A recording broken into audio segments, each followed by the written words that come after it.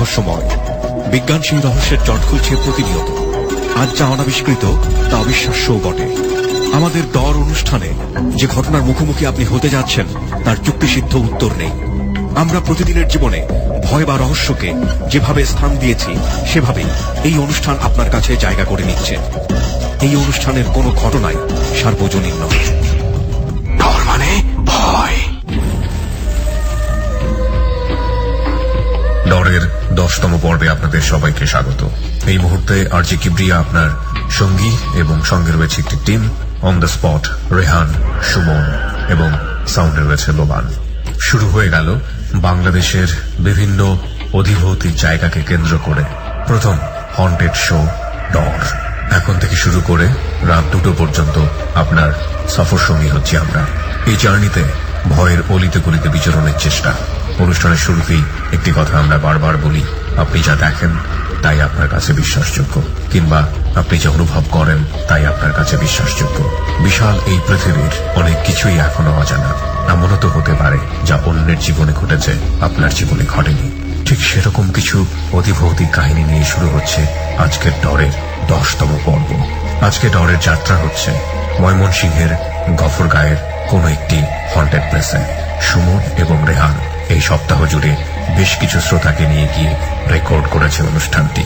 চলুন আমরা অনুষ্ঠানের শুরুতেই তাদের জার্নির কিছুটা অংশ শুনে তারপরে মূল অনুষ্ঠানে প্রবেশ করি।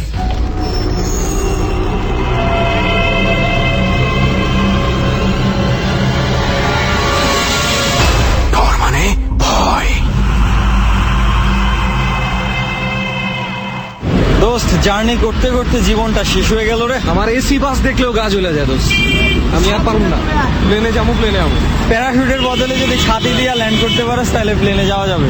কথা কচ্ছে চল আগে বাসে ওঠার সিট পাই কিনা আগে যাই, টিকিট না কাটলে আগে ঝামেলা হয়ে যায়। আরে সিট প্রচুর আছে, ওই সাইডে লোকজন বেশিরভাগ ছাদে যায়।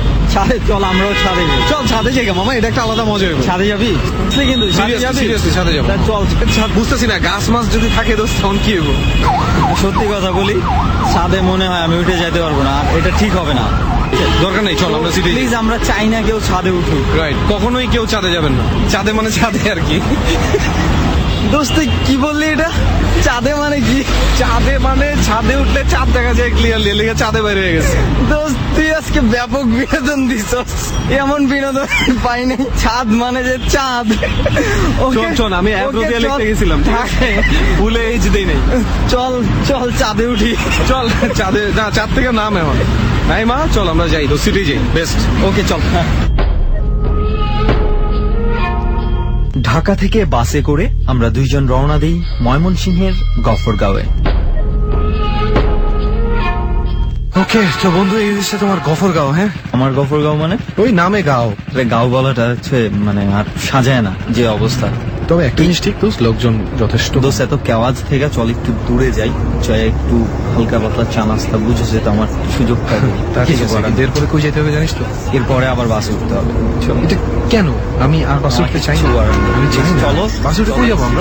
একটা কফি খাই, মাথাটা একটু খুব জোর হয়ে গেছে আমার। তারপরে বাসে উঠে আমরা শিবগঞ্জ যেতে হবে, খুব বেশি দূরে না, কাছেই। শিবগঞ্জ এটা আমাদের ডেস্টিনেশন। শিবগঞ্জ থেকে আরো একটু ভেতরে যেতে হবে। আবার প্লিজ দেখ, বাসে যদি না যাইতে তোর মন চায় তাহলে আমরা সিএনজির সুযোগ আছে, সিএনজি দিয়ে চলো। তাহলে এটা চলছে সিএনজি তে দোস্ত, প্লিজ আর বাসে উঠাইস না। তাহলে চলো এখন কিছু খাওয়া দাওয়া করে আমরা সিএনজি তে উঠে যাই। গফরগাঁও থেকে শিবগঞ্জে আমরা যেতে পারি বাসে, কিন্তু খাওয়া দাওয়া করে বিশ্রাম করার পর আমাদের মনে হলো সিএনজি তে যাওয়াটাই হবে ঠিক। তাই একটা সিএনজি নিয়ে আমরা চলে গেলাম সরাসরি শিবগঞ্জে। কই নামাই দিয়ে গেল এটা? আমি তো বুঝলাম না, ভাড়াও নিল নামায়াও দিল। মানে আমি বেটার অ্যাটিচিউড দেখে না আমি আর ডানে বামে কই যাবো না যাবো জানি না তো ঠিক মতন বলবো। আমার মনে হচ্ছে কোনো না কোনো ভাবে ঠকাইছে আমাদেরকে। মানে একটা ইয়ে কর, মানে রাস্তা তো আমি কারো যে জিজ্ঞেস করবো এমনও তো দেখতেছি না। বাইরে ফোন দিয়ে এখন ওনার কথা আছে। ফোন দে একটা। হ্যালো, হ্যাঁ ভাইজান, আমরা তো ওই যে শিবগঞ্জ বাজারে এসে যে নামছি, এরপরে তো আর বুঝতেছি না কোথায় যাবো। মানুষ জন্য তো কেউ নাই, কারো জিজ্ঞেস করবো না জিজ্ঞেস করবো না, বুঝি নেই। হ্যাঁ, ওষুধের দোকান, হ্যাঁ ওইটা আছে, কিন্তু সব দোকানই বন্ধ এখন। ওইটার বাম পাশ থেকে হাঁটা শুরু করব। আচ্ছা আচ্ছা ঠিক আছে ভাই, আমি যদি তারপরে আবার না খুঁজে পাই তারপর আবার আপনাকে ওষুধের দোকান খুঁজে পাইলে আমি ফোন দিতেছি আপনাকে। ওকে বস, হ্যাঁ, আল্লাহ হাফেজ। দোস্ত, ঠিক আছে, এখান থেকে ওই যে ওষুধের দোকানটা মনে হয় আছে, একটু সামনে গেলে ওষুধের দোকান পাওয়া যাবে, বাজারের লাস্ট মাথায় ওষুধের দোকান আছে, ওইটার ওদিক থেকে বামে চলে যেতে হবে বললো। আচ্ছা চাইলে তো খুব বেশি সময় তো না, না, বেশি সময় আমি না। যতটুকু আগে বলছিলাম আর খুব বেশি না না, তাহলে খুব বেশি সময় না, চল হ্যাঁ, চল হাঁটতে হবে। হ্যাঁ, আসলে শীত যে পড়তেছে বসে যাইতেছে, এই সাইডটা থেকে শীত বেশি নাকি? মনে হচ্ছে মানে ঢাকায় শীতের একটা বসে যেতেছে এখন, কিন্তু আমার খুব ভালো শীত করতেছে আমার। তুই রেকর্ডার অফ করছিস? আর না, রেকর্ডার জানি না, কিন্তু আমার দোস্ত মানে এই শীতের পোশাক নিয়ে আসা দরকার ছিল। এরপরের থেকে প্রত্যেকটা জার্নিতে শীতের পোশাক নিত। গ্রামে মোটামুটি আজ পাওয়া যাইতেছে। তাহলে কিছু একটা নিয়ে আসা উচিত ছিল, কিন্তু এখন আর কিছু করার নেই দোস্ত। ওকে চল তাড়াতাড়ি দ্রুত হাঁটি। এখন কিছু একটা জ্বালানি মনে আমরা দেখি। চল দ্রুত হাঁটি চল, এখন। চল চল। এভাবেই আমরা দুজন শিবগঞ্জ বাজার থেকে হেঁটে পৌঁছাই তালতলায়, যেখানে আমাদের অতিথিরা অপেক্ষা করছে। রেহান, অনেকদিন পর এমন একটা জায়গার মধ্যে আসলাম, একই সাথে মনে হচ্ছে যে বেশ ভয়ঙ্কর, আবার সেই সঙ্গে বেশ দেখতেও আমার খুব ভালো লাগতেছে। আর বিশেষ করে যেই এমন নীরবতা সচরাচর খুব কোন একটা জায়গায় পাওয়া যায় বলে আমার মনে হয় না। আসলে আমি এই ব্যাপারে থ্যাংক ইউ দিতে চাই যারা আমাদেরকে এখানে নিয়ে আসছে। হ্যাঁ, আমার কাছে মনে হচ্ছে যে আমি আর তুই মিলে যতগুলো জায়গায় গেছি, বা তুই আলাদাভাবে যেখানে গেছিস, আমি যেখানে আলাদাভাবে গেছি, এই জায়গাটা কিন্তু অন্য সবগুলো জায়গার চেয়ে ওনাদের কথা অনুযায়ী অনেক বেশি বেশি বেশি বেশি মাত্রায় অথেন্টিক। আমরা কিন্তু এমন বলবো না যে আমাদের শ্রোতা বন্ধুরা ভাই বাজাবে যে জায়গায় যাচ্ছি সেই জায়গায় পাওয়া যাচ্ছি। আমরা কিন্তু অনেক কিছু বাদ দেই। অনেক জায়গায় আমরা যাই দেখছি শুধুমাত্রই গ্রাম্য মানুষের কুসংস্কার, আর কিছুই না। সেটাই। শাম্মু আর মেহেদি ভাই, যেই দুইজনের জন্য আজকে আমরা এখানে আসতে পারছি। Exactly. অনেক ধন্যবাদ আপনাদেরকে এমন দারুণ একটা জায়গার মধ্যে নিয়ে আসার জন্য। এবং সবচেয়ে বড় বিষয় হচ্ছে যে এই জায়গায় আমি ড্যাম শিওর দিনের বেলা যদি কেউ একা চলাফেরা করে তাও ভয় পাবে। জায়গাটা আসলে আমাদের শ্রোতা যারা, তারা তো আর চোখে দেখতে পাবে না। মানে এক হচ্ছে তেঁতুল গাছ তো একটা আছেই, তার উপর হচ্ছে শ্মশান, তার উপর আশেপাশে কোনো বাড়ি ঘর নেই। এরকম জায়গার মধ্যে এত গভীর রাত্রে বসার অভিজ্ঞতা যারা না বসছে আমার মনে হয় না তারা বলতে পারবে যে এই জায়গায় ওই সময় কেমন লাগে। পারবে না। এইসব জায়গায় যারা রাত বিরাতে ঘোরে না, তারা নিজেদেরকে অনেক সাহসী মনে করে এগুলো না করে। অনেকে হয়তো আমাদের কথাবার্তা শুনে হাসতেছেও হয়তোবা, তবে একটাই অনুরোধ থাকবে, একবার পারলে একটু গভীর রাতে এখানে এসে যান, তখন বোঝা যাবে। যাই হোক, আমরা যাদের কল্যাণে আজকে এখানে আসছি একটু তাদের সঙ্গে পরিচিত হই। প্রথমে তো শাম্মু ভাই এবং মেহেদি ভাই আছেন, সেই সঙ্গে আমাদের সাথে আছে আরেকজন ভাই। আপনার নামটা? রাজা। তার মানে আমরা বেশ কয়েকজন আছি। তো প্রথমে মেহেদি ভাই আর শাম্মু ভাই আসছিলেন হয়তো এখানে, না? আপনারা আসছিলেন? তো আমরা আমাদের গ্রুপ। ফার্স্ট অফ অল আমি আপনাদের কাছ থেকে যে জিনিসগুলো শুনেছি, আপনাদের এই ব্যাপারটাতে মানে কোনো কিছু অলৌকিক এই ধরনের ব্যাপারগুলোতে আপনাদের দুজনেরই, ইনফ্যাক্ট আপনাদের পুরো গ্রুপটারই একটা হিউজ ইন্টারেস্ট আছে। Am I right? তো আমি প্রথমে জানতে চাই যে কেন এই ব্যাপারে এই ইন্টারেস্টটা? অবভিয়াসলি, হ্যালো, আমি সাম্য। আমি মানে শুরু করতেছি 2011 সালের একটা ঘটনা দিয়ে, যখন আমি পুরা ভূত প্রেত এগুলা বলতে টোটালি বিলিভ করতাম না যে ভূত প্রেত বলতে দুনিয়াতে কিছু আছে। আমার বাবা প্রবাসী, বাবা প্রায় 2011-তে 6 মাসের ছুটিতে বাংলাদেশে আসে। 6 মাসের ছুটিতে 1 মান্থ কাটানোর পরই বাবা অসুস্থ। সার্টেন রাতে ঘুমাইছে সুস্থ মানুষ, সকালবেলা উঠে এজ আ পাগলের মতো বিহেভিয়ার করতেছে। আপনাদের বাসা কোথায়? আমাদের বাসা মিরপুর কাজীপাড়াতে। আচ্ছা। আমার সাথে রুট করতেছে, আমার সাথে জীবনে ছাড়ি গলা কথা বলে না, শুনি আমার সাথে রুট করতেছে, অনেক রুট করতেছে, পারলে গালাগালি করে, এরকম অবস্থা। অতিরিক্ত কাশতেছে, প্রায় গলা দিয়ে ব্লিডিং হইতেছে। এমনিতে কি উনি খুব নরম স্বভাবের মানুষ ছিলেন? না, অনেক মানে উনারা ভয় পাওয়ানো এজ লাইক মনে করেন যে একটা খাম্বার সাথে কথা বলা এক সমান। পরে আমরা মিরপুরে একটা হসপিটালে নিয়ে যাই।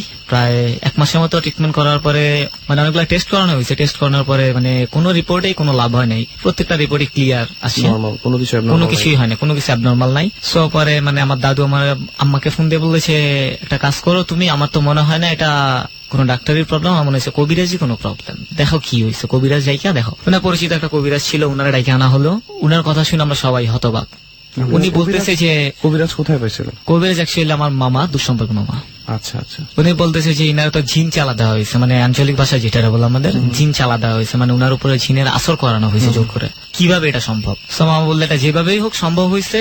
এন্ড উনার সাথে যে 2টা জিন আছে খুবই মারাত্মক। এন্ড উনি যদি অনেক মানে আর যদি বেশি গেল 1 মান্থ 2 মান্থ চায়, তাহলে এটা মনে করেন যে ইম্পসিবল হয়ে যাবে ওনার থেকে ছাড়ানো। মানে আমি বললাম যে তাহলে মামাকে কিছুই করার নাই। সো মামা আমাদের বললো যে না, তুমি যদি সাহস করতে পারো তাহলে অবভিয়াসলি হবে। তা আমি বললাম সাহস বলতে কিরকম সাহস বলতে যাচ্ছেন আপনি? তারপর আমার বাবারে ব্যাগ চাই। সো মানে উনি বললো যে তুমি একটা মানে মুরগি কিনবা, দেশি মুরগি কিনা, আশেপাশে শ্মশান খোঁজ করো যে আশেপাশে কোনো শ্মশান আছে কিনা।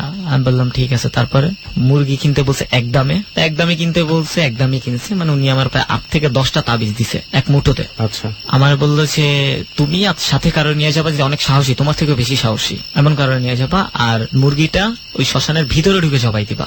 জবাই দেওয়ার পর তাবিজ গুলো আছে, মুরগি সহ তাবিজ গুলো সব পিছনে ফেলে দিবা, আর পিছনে তাকাবা না। আমি বললাম ঠিক আছে, আমি তো একা যাবো, ঠিক আছে। কখন আমি যেতে বলছে আপনাকে? প্রায় মিডনাইটে। মানে উনি কি স্পেসিফিক করে দিয়েছে? স্পেসিফিক বলে দেনা, বলছে কোনো শ্মশানে, ছোট হোক বড় মানে কোন কয়টার শ্মশানে। সময় যেতে হবে সেটা কি স্পেসিফিক করেছে? হ্যাঁ, স্পেসিফিক বলেছে মধ্যরাতে। আচ্ছা, So, আমরা 12টার পরে বেরিয়েছি। আর আমার সাথে আমার একটা ফ্রেন্ড ছিল, ওর নাম বাবু মানে আমার থেকে অনেক সাহসী, সবকিছুতে সাইন্টিফিক একটা ব্যাখ্যা তৈরি করতে পারে। মানে ওর একটা গুণ আছে যে ভূত দেখছে কিংবা কিছু হয়েছে ওর সাথে, এটা সাইন্টিফিক একটা ব্যাখ্যা তৈরি করে দেবে। ভূত প্রেত আছে, দেখতে যাবো, সমস্যা কি।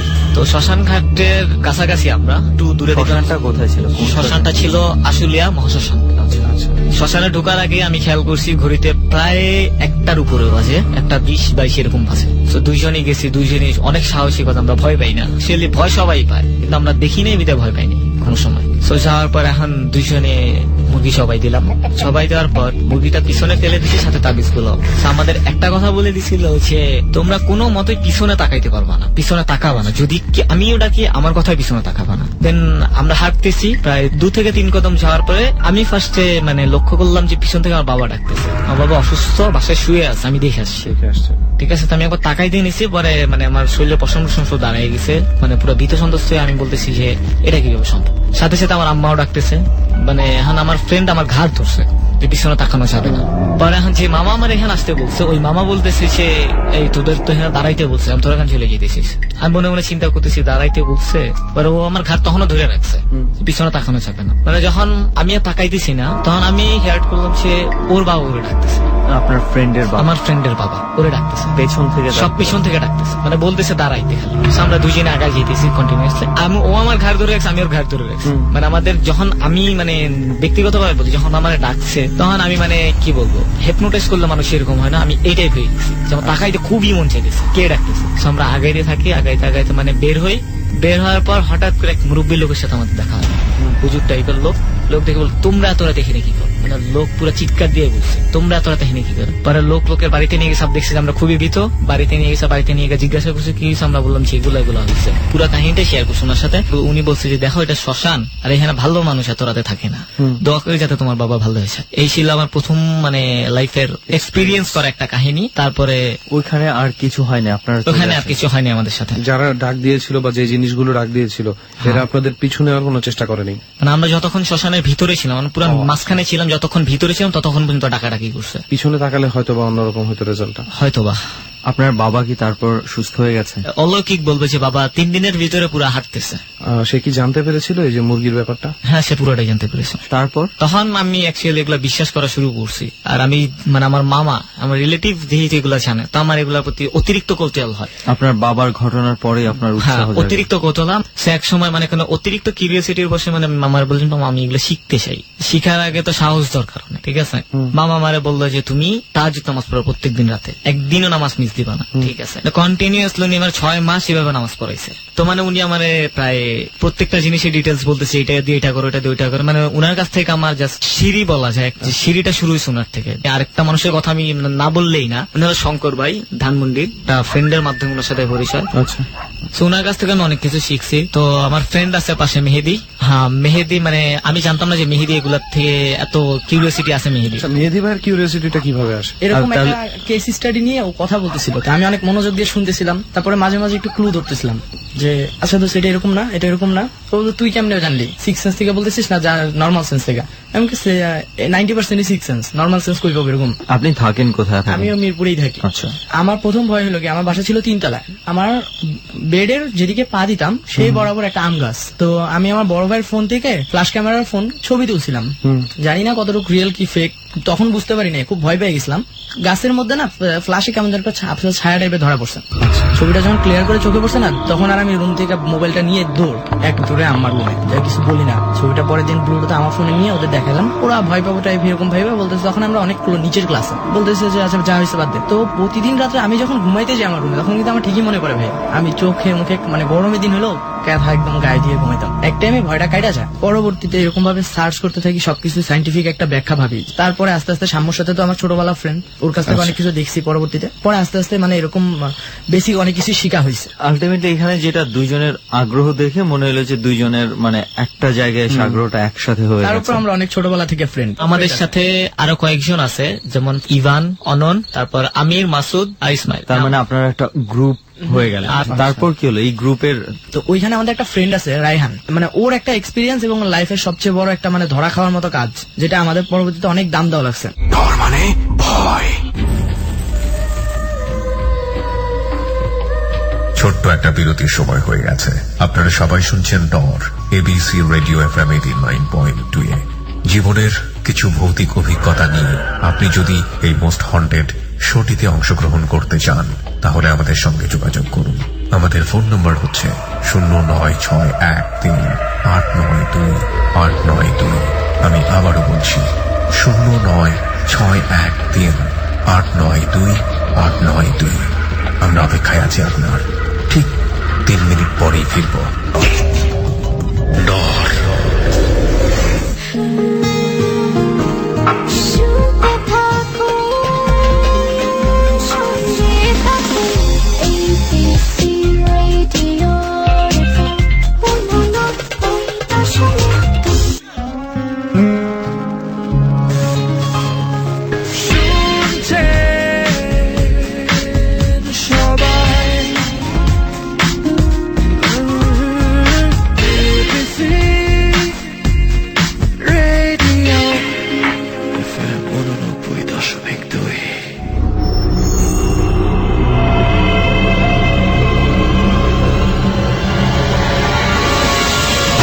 ডর মানে ভয়।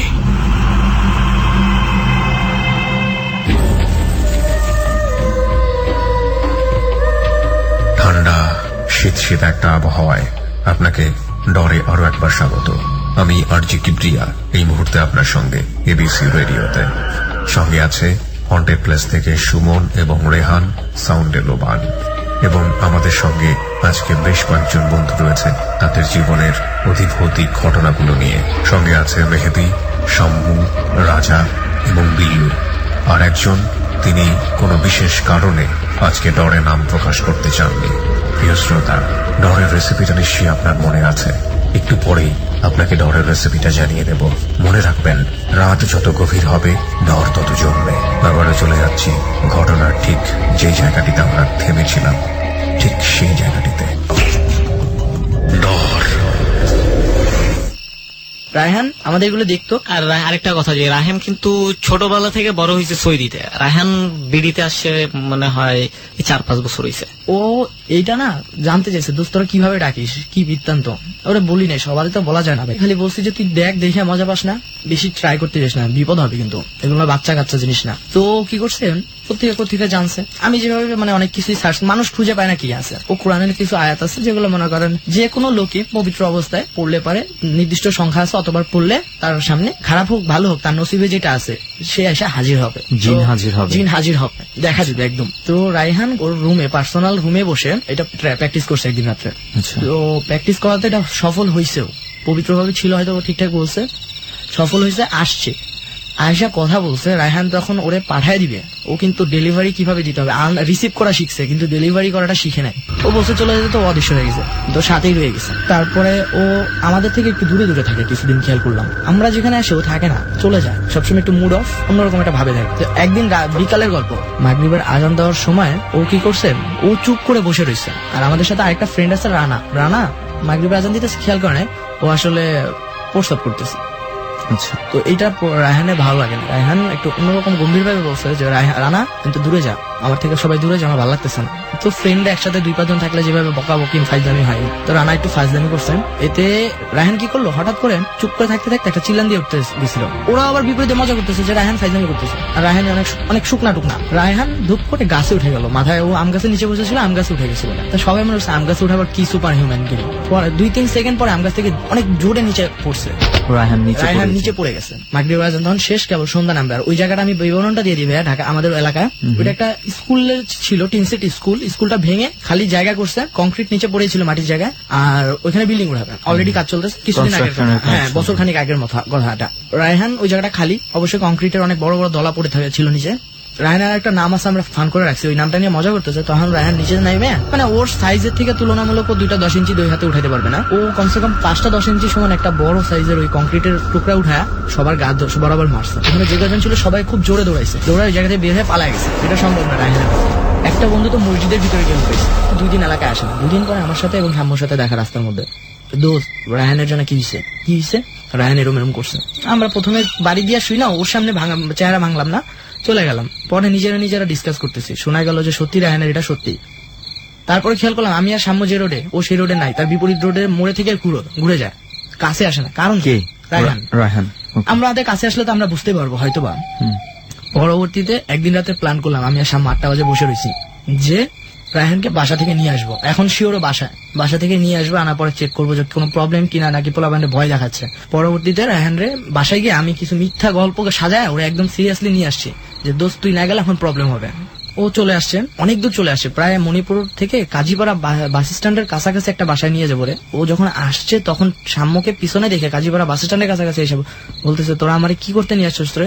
কি করতে নিয়ে আসি গেলেই বুঝতে পারবি। বাসার সামনে নিয়ে ঘরের মধ্যে নেওয়ার পরে একটা রুম খালি নেওয়ার পরে সাম্য ওরে প্রশ্ন করতেছে যে তুই যে রুম করছো সেগুলো কি ফাইজলামি করছো না সিরিয়াসলি করছো? ওরে বিভিন্ন ভাবে মানসিক টর্চার দেওয়া হয়, মানে প্রশ্ন করা হয়েছে। তখনও স্বীকার করছে যে হ্যাঁ বন্ধু আসলে আমি না এরকম করছি, এখন কিছু বুঝতেছি না। আমার অনেক সময় এমন হচ্ছে দুপুরবেলা আমি মনে আছে আমি ঘুমাইছি, ঘুমি থেকে ওঠার পরে খেয়াল করছি পরের দিন সকালবেলা আমার মনে আছে যে পরের দিন সকালে নাস্তা করতেছি, মাঝখানে কোনো টাইম আমার মনে নাই। কি তুই রাস্তায় ঘুরোস, তোর সেন্স থাকে না, তুই কি করিস? যেভাবে জিন মানে যার যেরকম সমস্যা ট্রিটমেন্ট করা হয় ওইভাবে বসানো হয়, জিজ্ঞাসা করা হয়। কে বসায়, কোথায় বসায়? কোন কবিরাজ? আমি করছিলাম, সাম্য করছিল। আচ্ছা, তার মানে হচ্ছে শাম্মু ভাই এই ধরনের কাজগুলো করতে পারেন, জিন নামানো বা কিছু। হ্যাঁ।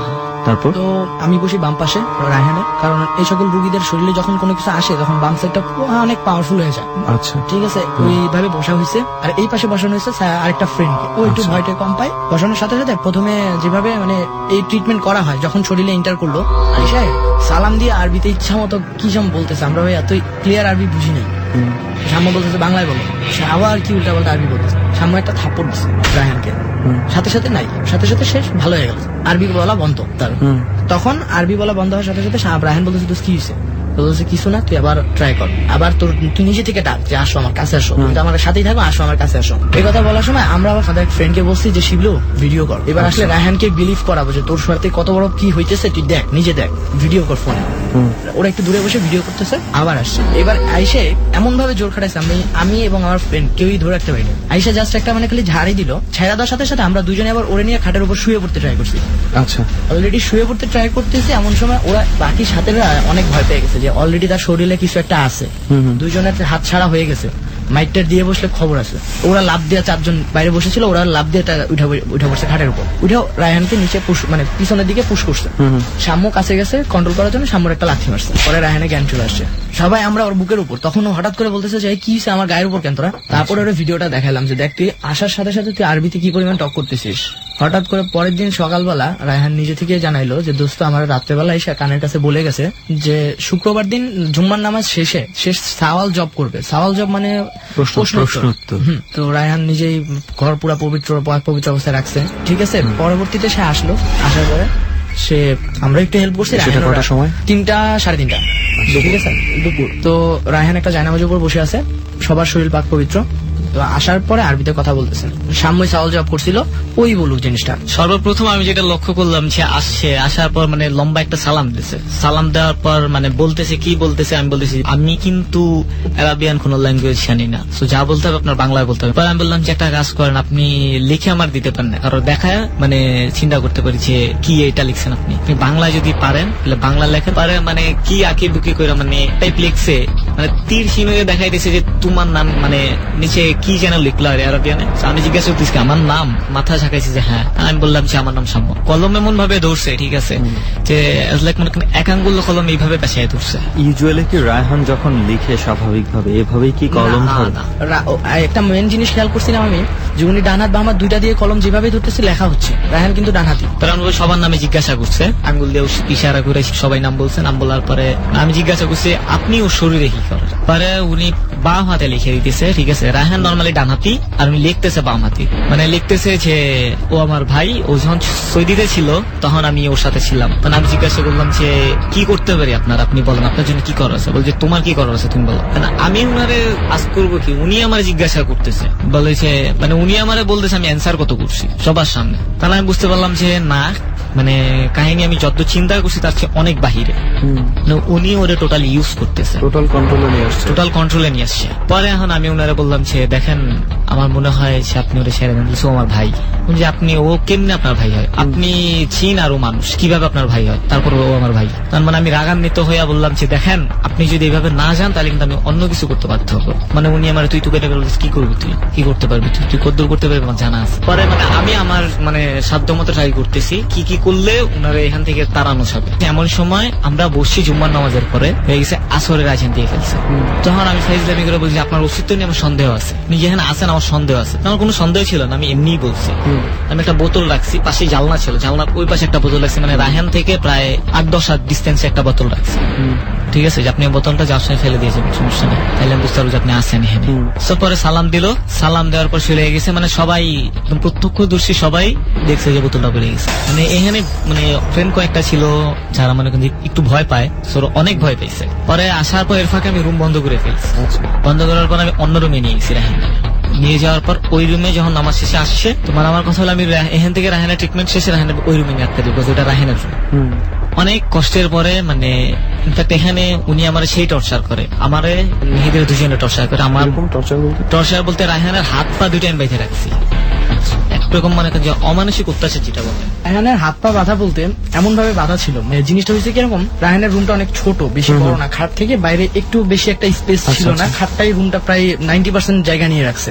তো রায়হানের রুমের ভিতরে যাওয়ার পরে যখন দেখলাম যে এরকম একটা পেশেন্টকে কাউকে ডাইকা না হবে, এখন যেভাবে আসবে ওই জিনিসটা, অতএব সেও আমাদের সাথে মারামারি করতে আসবে, হয়তো আমরা মায়ের খাবো, নাহলে তাকে আটকাবো, যে কোনো একটা। ঘর বন্ধ, যখনই সে ঘরে ঢুকে আর বের হওয়ার ট্রাই করতে পারবে না, তখন সে আমাদের যে কোনো কারো গায়ে হাত দিবে। তো রায়হানের হাত দিয়ে ইউজ করবে, রায়হানের হাত পা গুলো এমন ভাবে যাতে রায়হানও ছুটাছুটি করতে গিয়ে কোনো কিছু ব্যথা না পায়, আমরাও ব্যথা না পাই। আমার কোমরে কাপড়ের বেল্ট ছিল, বেল্টটা দিয়ে রায়হানের হাত বাঁধা হয়েছে পিছনে নিয়ে, যাতে ওর শক্তি কিন্তু খাটাবে রায়হান, কিন্তু খুলতে যাতে না পারে এমন ভাবে বাঁধা ছিল, প্লাস অনেক অন্যরকম স্টাইলে, যাতে কোনোদিন মানে ছুটতে না পারে বা হাত সামনে আনতে না পারে। পা বাঁধা ছিল, কোমরও ভালো করে মানে মোটামুটি একদম টাইট করে রাখছিলাম। আর মজার জিনিস যেটা ছিল, সাম্যর কোলের উপরে রায়হানের পা ছিল, আর রায়হানের মাথা ছিল আমার কোলের উপরে। রায়হানের আমার পিঠের দিকে রায়হানের ঘরের জানলাটা, একটা জিনিস লাগছিল এখানে, জিনিসটা এক ধরনের একটা তরল পানীয় তৈরি করা হয়েছিল। রায়হান যদি কোনো ধরনের বেশি ছটফট করে তাহলে ওইটা দিলে একটু জিনিসটা কি কবিরাজি ভাষায় বললে এটা পানি পড়া ছিল একটা। ও আবার সৌদি থেকে আসে, ওর বাসায় জমজম কুবের পানি ছিল, তো ওগুলারে পড়ার পর মনে করেন আমি বলছি যেগুলা দিলে হয়তো ঠান্ডা হইতে পারে। আচ্ছা আচ্ছা। আর একটা ফটো আঁকানো হয়েছিল, যারা কবিরাজ টাইপের এই সকল জিনিসপত্র জানে তারা জানবে, যে ফটোটা খুব বেশি লাফালাফি করলে আছে না, ওর সামনে কিংবা ওর চেহারায় যদি ধরা হইতো তখন ঠান্ডা হইতো। এই দুইটা জিনিস আমাদের কাছে তখন অস্ত্র। আর রায়হান কোলের উপর, আর মাগরিব আজান দিচ্ছিল, আর এমন সময় ডাকতে বলছি, আর জিনটা নামাজে যাচ্ছিল, তো খুব বিরক্ত বোধ করে আসছে, বারবার ডাকার পরে আসছে, নামাজের টাইম, মাগরিবে তো নামাজের আজানের সাথে সাথে নামাজ চলে আসছে। আমি জাস্ট ফিল করলাম, সামনে তো উল্টা দিকে বা জানলার, জাস্ট ফিল করলাম যে জানলা দিয়ে কোনো একটা হাওয়া এসে আমার ক্রস করে রায়হান আমাদের দুজনের মাঝখানে রায়হানের পিঠে একটা ফুটবলে কিক করলে যেমন শব্দ হয় না, দাম করে একটা সাউন্ড হলো, রায়হানের মাথা লাগলো আমার মাথার সাথে, সাম্যর মাথার সাথে পা লাগলো। রায়হান উড়ে এমন জায়গায় গিয়ে পড়লো, খাটের এই মাথা থেকে ও মাথা, যে জায়গাটা যাওয়া ইম্পসিবল, যে কেউ কথাটা শুনলে মনে করবে যে এটা এত সম্ভবই না, এখান থেকে একটা লাথি মেরে মানুষকে ওই মাথায় নেওয়া যায়, কিন্তু ওইটা হইছে সাথে সাথে। আর আমরা দুইজন রায়হানের শরীরের বিভিন্ন অংশের সাথে বাড়ি খেয়ে দুইজন দুই পাশে সরছি। রায়হান এখান থেকে রায়হান এভাবে লাথিটা মারার পরে রায়হানের কিন্তু 2 সেকেন্ডের মধ্যে জ্বর আসছে। আমি প্রচন্ড ব্যথা পাই মাথায় ব্যথা পাই, হাত দিয়ে আমি সাথে সাথে বলি রায়হানের ডান পাশের বাম পাশের বুকের হাড্ডি মানে যেটা বলে ওই জায়গায় জামাটা খুলে ডলা দে ওই জায়গায় লাথি মারছে। সাথে সাথে খুলে দেখা যায় দেখলাম পায়ের ছাপ, বিশাল একটা পায়ের ছাপ আছে, বিশাল একটা পায়ের ছাপ ওর পিঠের এই জায়গাটায় পড়ে যায়। অনেকক্ষণ পর প্রায় 15-20 মিনিট পরে আমরা উঠছি। রায়হান তখন শুয়ে কাতরাইতেছে, জ্বর এসে বসতো শরীরে। রুমের মধ্যে যে কয়জন, খুবই একটা বাজে অবস্থা, সবার মনে আতঙ্ক কখন কার গায়ে আবার লাগা বসে। তখন শাম্মু উঠে বলে যে রায়হান এখন রুম থেকে বের কর, সবাই বের হয়ে যা, বাকিটা আমরা দেখতেছি। 4 জন ছিলাম, রায়হান অনেক পাতলা টাতলা, রায়হানরে 4 জন না, আমি একলাই উঠাই নিয়ে চলে যেতে পারবো এরকম রায়হান। 4 জন মিলে ধরার পরে টের পাইতেছি যে রায়হানের পা মাথা আগে বের হয়েছে, পা পরে বের হচ্ছে রুম থেকে, আর মনে হচ্ছে যেন পা শিকল দিয়ে বাঁধা আছে। আমরা 4 জন মিলে টাইনা স্যাসরে বের করতে পারতেছি না, এত শক্তি রায়হানের একটা। রায়হান কিন্তু আমাদের কোলে, মানে মাটি থেকে উপরে। রায়হান কিন্তু যখন ওরা টানতেছিল, রায়হানের ডিস্টেন্স ছিল বিছানা থেকে প্রায় 2 থেকে 3 হাত উপরে, পুরো ভাসমান অবস্থা ছিল রায়হান। কিন্তু আমরা নিতে মানে পারি। একটা বড় ভাই ছিল, মানে উনি তো দেখে প্রায় অজ্ঞান হওয়ার মতো অবস্থা, কি হইতেছে এটা। তো মানে 4-5 মিনিটের পরে রায়হানটা টাইনা বের করে দিয়েছে। আর রায়হানের মানে টানাটানিতে রায়হানের অবস্থা সেরকম মানে খারাপ হয়ে গেছে, রায়হান কান্নাকাটি করা শুরু করে দিয়েছে। রায়হানটা ওই রুমে নিয়ে গেছি। পরে এখন এই রুমে মনে করেন যে আমি একা, আর আমি শিওর যে এই রুমে একটা জিন আছে, আমার এটারে যেভাবে আটকাইতে হবে।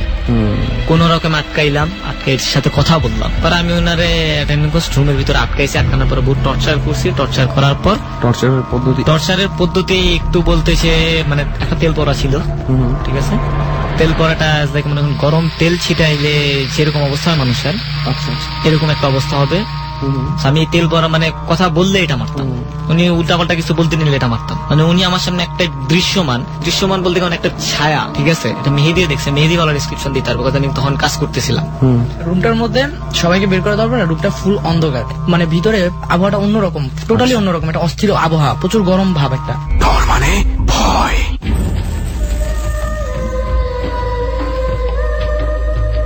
হালকা একটা শীতল বাতাস। এই শীতল বাতাসটির অর্থ কারো কারো কাছে অদ্ভুত রকমের শান্তির পরশ, কারো কারো কাছে অন্য কিছু। দৃষ্টিভঙ্গি যদি বদলে যায়, অদ্ভুত সুন্দর পরিবেশও অদ্ভুত ভুতুরে হয়ে যেতে পারে। আপনি যদি ভয়ের ফিলিংস এর মধ্যে দিয়ে যেতে চান, তাহলে আপনাকে আজকের এই অন্ধকারটাকে অনেক বেশি এনজয় করতে হবে। এবং এনজয় করতে হলে ডরের রেসিপিটা মনে রাখতে হবে। ডরের রেসিপি হচ্ছে একলা ঘর, অন্ধকার, জানালাটা হালকা করে খোলা, রেডিওর ক্রিস্টাল ক্লিয়ার সাউন্ড। আপনি খুব মনোযোগ দিয়ে শুনছেন ডর। রাত 12টার পর থেকেই এই রেসিপিটা মেইনটেইন করুন। ফিরে আসছি ঠিক রাত 12:06 ডর। শুনতে থাকো, শুনতে থাকো, ABC Radio 101.8। শুনতে থাকো, শুনতে থাকো, ABC Radio 101.8।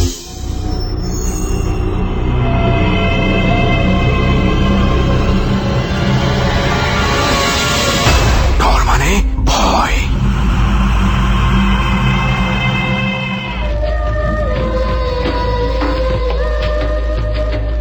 রাত 12টা মানেই ডরের গভীরতা। আপনারা শুনছেন বাংলাদেশে এই প্রথম হন্টেড প্লেস ভিত্তিক অনুষ্ঠান ডর। আমি আরজি কিবরিয়া আপনার সঙ্গে রয়েছি, এবং সঙ্গে রয়েছে অন দ্য স্পট সুমন ও রেহান, সাউন্ডে রয়েছে লোবান। আমরা যাদের জীবনের অধিভৌতিক ঘটনাগুলোতে রয়েছি, সেই সব অধিভৌতিক ঘটনাগুলো আপনার কাছে কতটুকু বিশ্বাসযোগ্য, সেই প্রশ্নে যাওয়ার সুযোগ আমাদের নেই। তবে এদের প্রত্যেকেরই জীবনে এই ঘটনাগুলো সত্য। যেমনি ভাবে প্রত্যেকের জীবনে কিছু না কিছু অধিভৌতিক ঘটনা আছে। আপনি যদি আগামী সপ্তাহে আমাদের সফর সঙ্গী হতে চান, বলতে চান ডরের যে কোনো একটি ঘটনা, তাহলে যোগাযোগ করুন এই নম্বরে 09613892892। আমি আবারও বলছি 09613892892। এই নাম্বারে। যে জায়গাটিতে আমরা গল্পের বিরতি টেনেছিলাম ঠিক সেই জায়গাটি থেকেই আমরা আবারও ফিরছি।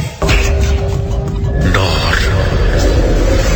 তো সাম্য এটারে লাস্ট টাইম কি করলো, বোতলের মধ্যে অনেকে শুনছেন বোতলে নেওয়া যায়, বোতলের মধ্যে নিবে। তো সাম্য তো একটু পাতলা পাতলা, আর বোতলে ঢোকার সময় অবশ্যই অনেক গ্যাঞ্জাম করবে। সাম্য বোতল নিচে রাখছে খাটের উপরে, ও ওটার উপর শুইছে, আর যত যা বলা লাগে করা লাগে করতেছে।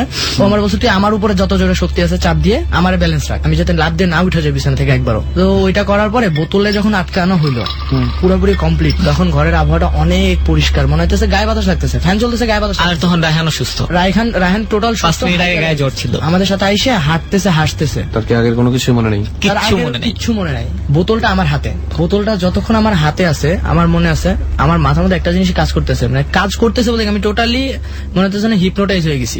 এটা খুলে দেই, খুলে দিলে দেখি কি হয়। আবার হঠাৎ কিছুদিন পরে আমি ধরতে পারলাম যে আমার মাথা ব্রেন নিয়ে খেলতেছে। ঢুকার আগে একটা কথা বলে ঢুকছে, আমি যদি বের হই তোদের কিন্তু একদম সবাইরে মেরে ফেলবো, বের হইতে পারি। তারপর এটা সাম্যর হাতে দেওয়া হয়, সাম্য এটা বাসায় নিয়ে বাইরে নিয়ে যায়, ওটার ব্যবস্থা করে। পরবর্তীতে ও 2 দিন অসুস্থ, আমি 2 দিন অসুস্থ, সিরিয়াস ভাবে আমরা ব্যথা পেয়েছিলাম। তো যাই হোক, আমরা আপনাদের কাছ থেকে এই পর্যন্ত যা শুনলাম সেটা হচ্ছে ইটস লট অ্যাবাউট এক্সরসিজম, যেটাকে বলে মানুষের শরীরে যখন অন্য কোনো ডেমনিক কোনো কিছু যখন মানুষের শরীরকে ব্যবহার করতে চায় ওইটাকে বলে পজেশন। আর ওই পজেশনটা থেকে বডিটাকে সরানোটাকেই বলা হয় এক্সরসিজম প্রসেসটাকে। এটা অবশ্য দ্য বুক অফ রেভেলেশনে এই কথাটা বলা আছে যে এক্সরসিজমটা কিভাবে করতে হয়। এখানে বসে যদি কেউ এক্সরসিজম করতে চায় আমাদের এই বাংলাদেশে, তাহলেও এটা একেবারে বাংলাদেশের যে টপ মোস্ট পাদ্রী আছেন তার কাছ থেকে পারমিশন নিতে হবে, এবং সব ফাদারের কিন্তু এটা করার পারমিশন থাকে না। বিকজ পজেশনের সময় চেয়ে বেশি যেটা হয় সেটা হচ্ছে ধোঁকাবাজি। সামনের যার উপরে ভর করা হয় তার ভিতরে ঢুকে ওই ডেমনিক বস্তুটা, সেটাকে আমরা জিন বলি বা অনেকে আত্মা বলে, ক্রিশ্চিয়ানরা বলতেছে এটা ডেভিলের একটা অংশ, যেটার কারণে কিন্তু একটা প্রহরও আছে। আবার ভোর 3:33 দুপুর 3:33 বিভিন্ন রকম ঘটনা ওই প্রহরগুলোতে ঘটে। ওই প্রহরে আপনি যদি পড়ে যান তাহলে আপনার সাথে এটা ঘটতে পারে। নাইস, আর একই সাথে ভয়ঙ্কর। যাই হোক, শুনবো আপনাদের তো নিশ্চয়ই আরো অনেক এক্সপিরিয়েন্স আছে, বলাই বাহুল্য। আর রাজা ভাই, জি আপনার কাছে আসি এবার একটু, আপনার কি অবস্থা? আপনি কি সবসময় বিশ্বাস করতেন এই ধরনের ব্যাপারগুলো? আমি অ্যাকচুয়ালি এগুলি আগে বিশ্বাস করতাম না, তবে একটা জিনিস ভাবতাম সবসময় যে ভূত প্রেত কিংবা আত্মা যেটা বলুক না কেন, জিন, সেটা একমাত্র বসবাস করে মানুষের চিন্তাধারার মধ্যে। আচ্ছা, কেবল মানুষ চিন্তা করলেই সেটা সম্ভব, কারণ চিন্তা যদি না করে তার কাছে সে আর কখনো আসতে পারে না। আর যদি কেউ আমাকে আক্রমণ করতে চায় সেটা আলাদা বিষয়। যেমন আমি আমার জীবনের একটা এক্সাম্পল দিচ্ছি, যে আমার মাথায় একটা টিউমার হয়েছিল অনেকদিন আগে। আচ্ছা, তো সেটা অপারেশন করার জন্য অনেক জায়গা দূরে দূরে করছি, কবিরাজের মাধ্যমে এটা সমাধান করার জন্য। তো এক ভদ্রলোক আমাকে ঠিকানা দিচ্ছে যাওয়ার জন্য বরিশাল মনপাটিয়া। টিউমারের ব্যাপারটা আপনি ডাক্তারের কাছে কেন জাননি? ডাক্তার কাছে গেছি অনেকবার, ওনারা বলছে অপারেশন করতে হবে। তো আমার বাবা আবার ছিল একটু ভীতু টাইপের আর কি, উনি অপারেশনটাকে ভয় পেতেন যদি মারা যায় ইত্যাদি। আধ্যাত্মিক চিন্তা সম্পন্ন বোধহয় ছিলেন। হ্যাঁ, তো আমাকে ভদ্রলোক ঠিকানা দিলেন, সে আবার সম্পর্কে আমার বিয়ে হয়। তুমি বরিশাল যাও মোটবাড়িয়া ঠাকুর বাড়িতে, ওনার নাম হচ্ছে নির্মলচাঁদ ঠাকুর। কিভাবে যেতে হবে অনলাইন আমি কখনো যাইনি, ফার্স্ট টাইম যাবো আর কি চিন্তা ভাবনা করতেছি। ফার্স্ট টাইম গেছিলাম। আচ্ছা, তো এটা মেন শহর বলে না কি বলে জানি না, তো সেখানে নামাই দিল আমাকে রাত্র 10টা থেকে 11টার মধ্যে। গাড়ি অনেক স্লোলি চলতো, লোকাল ভাবে আর কি। তো এখানে নেমে আমি বলতেছি তাহলে আমি মোটবাড়ি যাবো কিভাবে। আশেপাশে 2জন ভদ্রলোককে জিজ্ঞাসা করলাম, আপনি কাজ করেন, এখান থেকে রিস্কা নেন একটা, মুশকালে চলে যান, সেখান থেকে আপনি মোটবাড়ির গাড়ি পাবেন। আমার পাশে আরেক ভদ্রলোক ছিলেন, সে বললো আমিও মুশকালে যাবো। রিস্কা ভাড়া এক একজনের 40 টাকা করে। যাওয়ার পরে আপনার গিয়া মুশকালি গিয়া আমি ওয়েট করলাম, অনেক বাসের জন্য দাঁড়িয়েছিলাম অনেকক্ষণ, প্রায় ঘন্টা দেড়েক। ওইখানে বেজে গেল পরে 12:30 থেকে 1টা পর্যন্ত এরকম টাইম হয়েছে। গাড়ি আসলো, গাড়িতে উঠলাম, আমি ওনাদেরকে বললাম আমি শ্রী শ্রী নির্মলচাঁদ ঠাকুর বাড়িতে যাবো, চিনি না, আমাকে রাস্তাটা দেখাই দিই। তো সিম্পলি উনি আমাকে বললো যে এখান থেকে যেন আমি যদি মেইন রোড যাই তাহলে আমাকে যাইতে একটু লেট করিয়া, কিন্তু যাবো ভালোভাবে। কিন্তু উনি আমাকে একটা একটা রাস্তা আছে, জঙ্গলের রাস্তা, উনি আমাকে সেই রাস্তাটা নামে দিল আর বলতেছে যে এইখানটা চলে যাবেন, বরাবর হাঁটতে যাবেন, হাঁটতে থাকবেন, পেয়ে যাবেন জায়গা। আমাকে নামে দিয়ে গাড়িটার সাথে সাথে চলে গেল, আর কাউকে পাশে দেখতেছি, মানে একটা মনের ভিতরে একটা আতঙ্ক কাজ করতেছিল যে আসলে কোথায় আসলাম। মানে আমার রাস্তাটা তো মানে একটা গাড়ি চলে রাস্তাটা ভাঙাচোরা। ওই সময় আমি যখন গেছি, ডান দিকে হচ্ছে মানে জঙ্গলের মতো আর কি, বেড়াদের মতো, আর ওইদিকে বিল। আর আমি যেখানে যাবো ওইটা পুরোটাই জঙ্গল। ওইখানে একটা রাস্তাটা হচ্ছে ছোট, সর্বোচ্চ 1.5 থেকে 2 হাত রাস্তাটা, শুধু ইট বিছানো। ওইখানটা যাবো, মানে ওইখানে অনেকক্ষণ আমি দাঁড়িয়েছিলাম। গাড়িটা ছাড়ার পরে চিন্তা করতেছি কি করবো, যাবো না নাকি এখানে থাকবো। তা না চিন্তা করলাম এখানে থাকি বা কি করবো। তখন হাঁটতেছি, আমার হাতে ছিল একটা ব্যাগ আর গায়ে ছিল একটা চাদর, শালটা গায়ে দিয়ে হাঁটতেছিলাম। হাঁটতে তো কিছু দূর যাওয়ার ক্ষেত্রে দেখলাম যে একটা মানে দুটা বিলাই আসলো, কোথা থেকে যেন আসলো, ঝগড়া করতেছে। তো আমি এখানে দাঁড়াইলাম, মানে আমি চিন্তা ভাবনা করছি দেখি কি হয়। আর ওই মুহূর্তে যে আমি আমার ভগবানের নাম ভুলে গেছি, যে আল্লাহ বলেন, ঈশ্বর বলেন, গড বলেন, আমি ভুলে গেছি। এখানে দেখতেছি দুটা বিলাই ঝগড়া করতেছে, একটা মারা গেল আর একটা চলে গেল, কিন্তু একটু পর ওই বিলেও নেই, যেটা মারা গেছে এটাও নেই। হাতে আমি যাচ্ছি, কিছু দূর যাওয়ার পরে ছোট্ট একটা ভালো দেখছি একটা বাড়ি, মানে অনেক দূর যাওয়ার পর আর কি দূর থেকে দেখতে পেলাম বাড়িটা। আমি ভাবলাম ওইটাই ঠাকুর বাড়ি। তো আমি গিয়ে দেখি অন্ধকার, শুধু একটা লাইট জ্বলতেছে ছোট। তো আমি কই নিঃসন্দেহে কেউ তো কেউ অবশ্যই থাকে এখানে, যত বাড়ি আছে এখানে। তো ওখানে গিয়ে আমি টোকা দিলাম বাড়িতে, অনেকক্ষণ টোকা দিলাম, 2-3টা টোকা দেওয়ার পরে কেউ বাইরে না। যখন আমি ওখান থেকে ব্যাক করতে শুরু করলাম, কিছু লোকজন আসলো, আমাকে বলম দিয়ে মেরে ফেলতে চাইতেছে। মানুষ বলম দিয়ে আপনার সামনে থেকে আমাকে সামনে থেকে আসতেছে, আইসা আমাকে মনে করছে ডাকাত। তুই ডাকাতি করতে এখানে আসছিস। তো ওখানে আবার নাকি অলরেডি ডাকাতি হয়, সেটা আমি তো জানতাম। আমি তো মহেশখালীর আশেপাশে না? হ্যাঁ, মুশকিল আশেপাশে অনেক বেশি ডাকাতি হয়, মানে যতদূর আকতি মিনতি করা যায় আর কি মানুষের। আমি বলতেছি দেখেন, আমি তো ডাকাতি করতে আসি না, আমি ঠাকুর বাড়ি যাবো, আমাকে রাস্তাটা দেখাই দেয়। আমি তো মনে করছি এটা ঠাকুর বাড়ি। আমাকে বলে দিল যে ডান দেখতে গিয়ে একটা কবরস্থান আছে, সেই কবরস্থানের অপোজিট দিয়ে ঠাকুর বাড়ি যেতে হয়। তো হাঁটতেছি, হঠাৎ করে দেখতে পেলাম যে আমার সাথে একজন লোক হাঁটতেছে, তার হাত পা গুলো অটোমেটিকলি আলগা। হয়তো এটা অনেকের রিয়েল ঘটনা, বিশ্বাস হবে না, মানে আলগা, মানে চোখ দুটো বুকে হাঁটতেছে আমার হাত পা, মানে আমার সাথে বাম দিকে হাঁটতেছে। আমি হাঁটতেছি ডান দিক দিয়ে, আমার বাম দিক দিয়ে হাঁটতেছে। হাত পা আলগা মানে হাত আর পাও যেমন হাঁটতে শুধু, মানে দেহটা আছে না, হাল সবকিছু মানে পাট টু পাট আলগা। এটা আমার রিয়েল ঘটনা, আমার জীবনের ফার্স্ট মানে বাস্তব ঘটনা, রিয়েল ঘটনা। তা ওনার চোখ দুটো বুকে, চোখগুলি জল জল করতেছে। একটা আছে না যে মনে হচ্ছে একটা অন্যরকম ভয়, কিন্তু আমার কোনো ক্ষতি করতেছে। আমি হাঁটতেছি, উনি হাঁট। তো হাঁটতে বেশ কিছু দূর যাওয়ার পরে ওনারা মনে করেন কি আমি দেখতে পাই না। আরেক কিছু দূর যাওয়ার পরে আরেকটা বাড়ি পেলাম।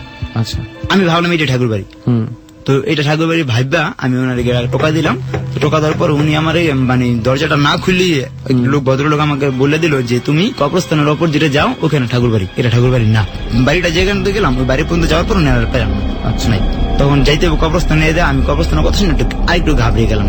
কিছু দূর আগানোর পর দেখি একটা মসজিদ। তো মসজিদ দেখে আমার একটু মনে একটু সাহস আসছে, মসজিদ এখানে খারাপ কিছু থাকবে না, কিন্তু মসজিদের সাথে কবরস্থান না, বিশাল একটা কবরস্থান। আমি ভাবলাম যে এখান তার কোথায় যাবো, মসজিদের লাইটটা, আমি মসজিদে শুয়ে থাকি, সকাল হয়তো বা কেউ আসিয়া কেউ বানালো, সকালে বিশ্রে নেবো, কোথায় যাওয়া যায়। মসজিদের একটা বারিন্দা আছে, তো সেখানে আমি শোয়ার জন্য বিছানা করলাম। বিছানা বলতে কি আমার কাছে চাদর আছে, সেটা গায়ে দিব, শুয়ে পড়ার চেষ্টা করবো। কিছুক্ষণ পরে যেমন আমার মনে হইতেছে যে ঝড় তুফান হইতেছে বাইরে, মানে ঝড় তোমার, আমি তো মসজিদের বাইরে, মানে মসজিদের বারিন্দায়, মসজিদের বারিন্দায় মসজিদ তালা মারা। ভাবলাম সকাল হয়ে গেছে, মানে আমার মনের থেকে ভাবতেছি এটা সকাল হয়ে গেছে। উঠে গেলাম, ছুটিতে আসলে সকাল হয়নি, অন্ধকারই। পরবর্তীতে আমি বললাম যাক এবার যা হয় হবে, আমি আর উঠবো না, আমার যদি টেনে নিয়েও যায় আমি শুয়ে থাকি, আর চোখ খুলে দেখবো না, যা হয় হবে। তখন চুপচাপ করে শুইলাম। সকালে আইসা লোকজন আসার পরে ওনারা আমাকে রাস্তাটা দেখাই দিয়েছে। ঠাকুর বাড়িতে পৌঁছানোর পরে যিনি ওই ঠাকুর, শ্রী শ্রী নির্মতা ঠাকুর, উনি বসছেন চেয়ারে বসেন, উনি আবার ছিলেন গণক। তো ওনাকে গিয়ে আমি যখন প্রণাম করে জিজ্ঞাসা করলাম, বললাম যে এই ব্যাপার, তুই অনেক ক্লান্ত, তোর সাথে অনেক কিছু ঘটছে, তুই এখন কিছু খাইস না, তুই খাইলে তোর ক্ষতি হতো। তখন আমি কিছু খাওয়া দাওয়া করি নাকি বসে রয়েছি, তুমি আমাকে কিছু জারপোজ করলো, জারপোজ করার পরে মোটামুটি শরীরটা ভালো লাগতেছে, ঠিক আছে। তখন ওনার কাছে আমি ছিলাম, ওখানে আমার জীবনের ওই এই ঘটনাটা ওইভাবে ঘটে। আচ্ছা, তো রাজা ভাই, এটাই আপনার জীবনের মানে সবচেয়ে ভয়ঙ্কর ঘটনা কি বলা যায়? না না, ইচ্ছে আরো অনেক ভয়ঙ্কর ঘটনা আমার জীবনে ঘটে গেছে। বলেন কেন? আরো ভয়ঙ্কর ঘটনা ঘটে গেছে। অ্যাকচুয়ালি সেটা হচ্ছে আমার নানা বাড়ি, মানে আমার মার বাবার বাড়ি। আচ্ছা আচ্ছা, সেটা হচ্ছে মেঘনা কুমিল্লা জেলার মেঘনা নদীর ওপার রামপুর গ্রামে। আচ্ছা আচ্ছা, তো সেখানে আজ থেকে 2000 সালের ঘটনা, এটা 2001 অথবা 2000 সাল হবে। আচ্ছা, সেখানে আমি যাই, আপনাকে বেড়াতে যাই। আমার মামা ছিলেন কষাই কাজ করতো। আমার মামা যখন রাত্র করে যেত, সন্ধ্যার টাইমে যেত, হ্যাঁ, কষাই কাজ করতে। তো আমি একদিন বললাম যে মামা আমাকে নিয়ে যান। তখন যখন শীতকাল, তুই বলছিস ঠিক আছে যাবি। তো আমি শহরে গেছি, শখ করে নিয়ে যাবো। আচ্ছা, মামার সাথে চললাম। তো মামাদের গ্রাম থেকে যেতে হেঁটে, তো যেতে যেতে প্রায় 10-11টা বেজে যায়, 2-3 ঘন্টা লাগে হাঁটতে। তো গেলাম সেখানে, হাঁটা ছাড়া আর কোনো না হাঁটা ছাড়া রাস্তা নেই, ওখানে বিদ্যুৎ নেই। আচ্ছা, চলে জেনারেটরে অনুষ্ঠান করা হয়। আর যেখানে যাব সেখানে একটা উরুষ হবে, তো সেখানে গরু কুরবানি দেওয়া হবে। তো সেখানে যাচ্ছে, গেলাম ভালো। ওখানে যাওয়ার পরে কাজ শেষ করে যখন চামড়া নিয়ে আমরা ব্যাক করবো, রাত্র 12টা থেকে নাগাদ 12:30 এরকম কথা আর কি, আমরা ব্যাক করতেছি। প্রথমত যেখান থেকে আমরা গেলাম সেখানে একটা আম বাগান আছে, সেখানে যেতে হয়। আর আসার রাস্তা একটাই, এটাই রাস্তা, আর অন্য কোন বিকল্প রাস্তা নেই, ঠিক আছে। আর এখানে জমি জমা আছে, এখানে আম বাগান, বাম দিকে অনেক জমি জমা আছে। তো সেখানে আমরা আসতেছি, মামার মাথায় পিতে চামড়ার পোজাটা, আর আমার হাতে ছিল একটা চাপাটি আর একটা চাকু আর একটা চামড়া দিয়ে বানানো একটা চামড়ার ব্যাগ ছিল, সেটা দিয়েছে আমার কোমরে রাখার জন্য। ঠিক আছে, আসার পথে যখন ওই আমবাগান আমরা আইসা পুষলাম, ওই মুহূর্তে হঠাৎ করে যেন কেউ আমাদেরকে ডাকতেছে পিছন থেকে। হ্যাঁ, আর ডাকতেছে ডাইরেক্টলি নাম ধরে ডাকতেছে, কিন্তু তারা ডাকে যখন স্পষ্টবাদী না, কথাটা যেমন বাজে, তো ডাকতেছে। তখন আমি মামাকে বললাম, মামা ডাকতেছি কে জানি আপনাকে। তো বলতেছি কেউ ডাকে না, তুমি হাঁটতে থাকো, তুমি কিছু পিছনে তাকাও না। তো আমি হাঁটতেছি, এমনি করে কিছুক্ষণ যাওয়ার পর আবার আমাকে ডাকতেছে এবং আপনাকে নাম ধরে ডাকতেছে? নাম ধরে ডাকতেছে। তখন আমাকে মামার বাড়িতে সবাই বলতো মানে হইরা বলে ডাক করতাম। আচ্ছা, তো ও ডাক করতেছে হইরা বলে আমাকে, মানে একদম আপন মানুষের ভূমিতে হ্যাঁ, রাখতেছে। কথাটা বাঁচতেছে, ও ডাকতেছে। আমি তো মানে প্রথমত ঘাবড়ে গেছি, পরবর্তী বলতেছি কি ডাকতেছে, তো মামা দাঁড়াও। দাঁড়াইস না, হাঁটতে থাক। তো আমি হাঁটতেছি, তো মানে রীতিমতো ও আমাদেরকে মানে যেমন খুব রাগি কোনটা রাগাটি কোনো রাগ, কোথায় দাঁড়াস না কেন, তোদের কিন্তু মেরে ফেলবো। তখন আমার মামা আবার চেতে গেল। আমার মামা হয়তো কিছু জানতো উনি, সেটা আমি জানি না। তো উনি বলছে তুই সামনে আয় না, তোকে মেরে ফেলবো, তুই আমাদের কেন ডিস্টার্ব করতেছিস, ডাকাডাকি করতেছিস। আর আমার মামারে বলতেছি তুই মাথা থেকে চামড়ার পোজাটা ফালা, আর নয়তো বা তোকে মেরে ফেলবো। ঠিক আছে, তা আমার মামায় চামড়ার পোজাটা মাথাটা ফালায় না, আর আমার বলতেছে তুই ওই যে একটা চামড়ার ভেগ বানিয়ে দিছে না, সেই ব্যাগটাতে ফালাই দে। আর সে ব্যাগটা আমার মামায় ফালানো মানে যাতে না ফালে, সেই জন্য আমাকে বারবার বলতেছে ব্যাগটা কিন্তু মামা ফালাই না। তো আমি হাঁটতেছি, আর মানে হাঁটতেছি ঠিকই, কিন্তু এরকম তকতিক হচ্ছে, কিন্তু আমি বাড়ির রাস্তা খুঁজে পাইতেছি না, যে বাসায় যাবো। আসলে আমার রাস্তায় মানে ওই বাগান দিয়ে ঘুরতেছি, আম বাগান দিয়ে ঘুরতেছি অলরেডি। ঠিক আছে, এখন আম বাগান দিয়ে ঘুরতেছি, কিন্তু ওই সিজনে আম হয় কিনা জানি না, দেখতে গাছে আম পড়তেছে, মানে আমের লোভে আমি যেতেছি আম ধরতে। আমার মামা মারে ওই এক হাতে চামড়া, তো আর এক হাতে থাপায় ধরছে আমাকে। কিন্তু আম যে পড়তেছি, কিন্তু মাটিতে পড়তে দিতেছি, পরবর্তী দিতেছি নাই, কিন্তু রিয়েল ঘটনা। এখনো কিন্তু সে আমাদের সাথে তক্ক দিয়ে করতেছে, আমার মামার সাথে রাগাড়ি করতেছে।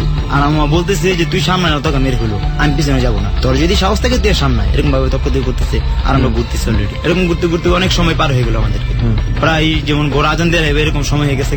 তো ওই গ্রামেরই মানে ওই আমবাগানের পিছনে আর একটা মাজার ছিল, নাম হলো অবু পাগলার মাজার। ঠিক আছে, মানে লোকের সব চিন্তা, বছর একটা বাসরি পুরুষ হইতো, উনি খুব কামিলা লোক ছিলেন। তো ওনার বাড়ির কাছাকাছি আমরা সম্ভবত চলে গেছি, ওই মুহূর্তে নলেজ নেই, পরে জানতে পারলাম।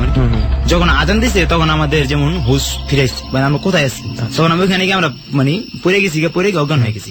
তো ওইখানের যে লোকজন আছে সবাই আমাদেরকে আইসা দেখলো, দেখা বলতে প্রথম মতো মনে করছে ডাকাত, হাতে চাপাটি চাকুটুকু। পরে যখন দেখছি চামড়া টামড়া, তখন দেখছি যে ওই তো কষাই, এক মারিস নেই, সবাই নিয়ে আসলো। তবে আমার মামারা কাউ সবাই চিনে। তখন ওই পাগলার যেই মাজার লোক থাকে, ওনারা আমাদেরকে ঝাড়পোছ করে মোটামুটি একটা সুস্থ শরীর করলো। ওই দিনকে আমরা সারা মানে যে সকাল হইলো, সারাদিন আমরা ওখান থেকে বাইরে পারিনি, শরীরে প্রচন্ড জ্বর ছিল, প্রচন্ড অসুস্থ ছিল, ক্লান্তি ছিল। আমরা মানে উঠ মধ্যে আর ঠিক মতো কথা বলতে পারিনি, কথা বলতে মানে সব রকম বোধ শক্তি ঠিক মতন ছিল না। তখন আমাদের এলাকাতে লোকজন গেল, মানে মামা বাড়ি থেকে আমাদেরকে নিয়ে আসলো, বাড়িতে চলে গেলাম। যারা পুজ করা হলো এরকম ভাবে মানে বললো যে আমার মামাকে পরিপূর্ণ ভাবে, ঠিক আছে, সে মানে দূরে ফেলাইছে। হ্যাঁ, মামা আমি সুস্থ হয়ে গেছি, কিন্তু মামা সুস্থ হইতেছে না। তো আমাদের ওই গ্রামেরই মানে আরেকজন কবিরা ছিলেন, ওনার নাম ছিলেন সুভাষ, না বললি নয়, উনি এখনো মারা গেছে। খুব মানে ওনার খুব নামদার ছিলেন যে উনি যে কোনো ইয়ে হইলে সে তাড়াতাড়ি সুস্থ করে তুলতে পারে। আচ্ছা, তো উনি আমার মামাকে ধরলেন, ধরে বলতেছে যে ওই গ্রামে দেখছি যে কিছু হইলে না কায়ঙ্গল ধরতো, মানে কায়ঙ্গল ধরে চিপ দিলে মানে কি চিকা পাকড় করে, যদি কোনো আসর করে থাকে। ঠিক আছে, তুমি বলছে অনেকে ধরছে, খুব খারাপ জিনিস, তো ওকে আমি কিছু করতে পারবো না, আর আমিও কিছু করলে আমার ক্ষতি করে ফেলে। তো অনেক গ্রামের মানুষ জিনিস ওনার কারণে আকর্ষণ আকর্তি মিনতি করতেছে, যার 4-2-3টা পোলা, 2টা মেয়ে আর একটা ছেলে ছিল আমার। যদি সে মারা যায় তার কি অবস্থা হবে, তুই যেমন ওকে সুস্থ কর। সবাই মিলে আকর্তি মিনতি করার পরে সে অনেক কিছু করার চেষ্টা করলো, পানি পড়া দিল, তারপরে আম গোল্লি দিয়ে তাকে বসাইয়া অনেক কিছু করলো। তো একটা পর্যায়ে সে ভালো হইতেছে না 2-3 দিন যেতেছে এরকম, কিন্তু সে মানে তার ট্রিটমেন্ট চলতেছে এইভাবে। তো একদিন করলো কি, সে মানে ভারী ভিত্তে বসে, মানে ওই যে লোকটা ভারী ভিত্তে বসে বলতেছে যে ওকে মুক্তি আমি দিতে পারি, ঠিক আছে, আমাকে এই দিতে মানে জীবের বদলে জীব দিতে হবে, এরকম একটা ইয়া করলো আর কি। ভারে বসা মানে হচ্ছে ওই জিন নিজের উপর ভর করা। হ্যাঁ, ভর করানো। উনি যে ভারে বসছে, উনি একটা ইয়ে করলো, যেমন জিনের সাথে একটা ইয়ে করলো, ডিল করলো যে আমি ওকে মানে মুক্তি দিতে পারি, আমাকে জীবের বদলে জীব দিতে হবে। কি দিতে হবে, গরু দিতে হবে কিংবা একটা ছাগল দিতে হবে, এরকম একটা কিছু সম্ভবত বলছে। তুমি বলছে এত কিছু দেওয়া সম্ভব না, তাকে 1 কেজি মিষ্টি দিয়ে দেবো, মানে অনেক যে কোনো কারণ বসে ওনারে অনেক বুঝিয়ে ওনারে মনে করেন কে মানাইছে। তারপরে মিষ্টি দেওয়ার ঘটনা নিয়ে ওই মিষ্টিটা কে যাবো দিতে, এরকম আমি, আমার মামা, আর মামা আছে, আমার দাদু ছিলেন খুব সাহসী, মানে গ্রামের দাদু, মানে আমার আপন দাদু না, গ্রামের দাদু। উনি বলছে আমি যাবো, আমি নিতে চাই না। তারপর আমি জোর জবরদস্তি ওনার সাথে গেছি গিয়ে আপনার চিতাশ্রম, যেখানে মানুষ পড়ানো হইতো, শ্মশান ছিল না কিন্তু চিতা ছিল, আর ওই গ্রামের শ্মশান বলতে কিছু ছিল না, এমনি বাসদা বানিয়ে সেখানে পড়তো মানুষ। তো সেই জায়গায় না দিতে হবে নিশিরাত্রে। তখন আনুমানিক কয়টা বাজে অতটা খেয়াল নেই, কিন্তু নিশিরাত্রে বলছে, মানে এটা হচ্ছে নিশিরাত্রে, মানে হচ্ছে একটা গভীর রাত, মিনিমাম 12টার পর। ঠিক আছে, তো নিশিরাত্রে ওনারা আমাকে বলছে যাইতে আমার দাদু যাবে, আমি যাবো, আর মামা যাবো, 3 জন যাবে আমার সাথে। ওই 3 জন যাবে না, যে কোনো 2 জন যেতে হবে, তাহলে 2 জন যাবি। তা আমি মামারে বললাম আপনি যান না, আমি যাবো, মানে আমার ইচ্ছে হলো আমি যাবো, ওইটা আমার মনে চাহিদা আর কি। আচ্ছা তখন আমি আমার দাদুর সাথে গেলাম। যাওয়ার কিছুক্ষণ পরে ওখানে গিয়ে আগরবাতি মোমবাতি জ্বালাইয়া ওই মিষ্টিটা দিয়ে দেওয়ার পরে আমার দাদু কি জানি বসে বসে বলতেছে, মন্ত্র বলতেছে সম্ভবত, কিছু বলতেছে। ঠিক ওই সময় দেখলাম যে মোমবাতি গুলো নিভে গেল, আকাশ থেকে জানি কি আসলো, মানে জাস্ট দেখলাম ছেওয়াটা আসলো, আর কিছু না। তখন আমি আমার দাদুর ঠ্যাংটা ধরে চুপচাপ করে বসেছিলাম, মানে ভয় পেয়েছে প্রচন্ড। দাদুর ঠ্যাং ধরে আঁকড়ে ধরে বসে আছি, যে না জানি কি হয়ে যায়। ঠিক আছে, আমি চুপ করে বসে আছি, দাদু বলছে কিচ্ছু বলেছে, চুপ থাক। ঠিক আছে, সে মানে চোখের পলকে মিষ্টিও নাই, আর আপনাদেরকে মোমবাতি সব নিয়ে বেঁকে থাকে। তখন ওই ঝামেলা শেষ। তখন আমরা ওইখান থেকে ব্যাক করতেছি, বলছি পিছনে তাকাবি না। তখন আমি পিছনে তাকাই নিয়ে আমরা বাড়িতে এসে পড়ছি।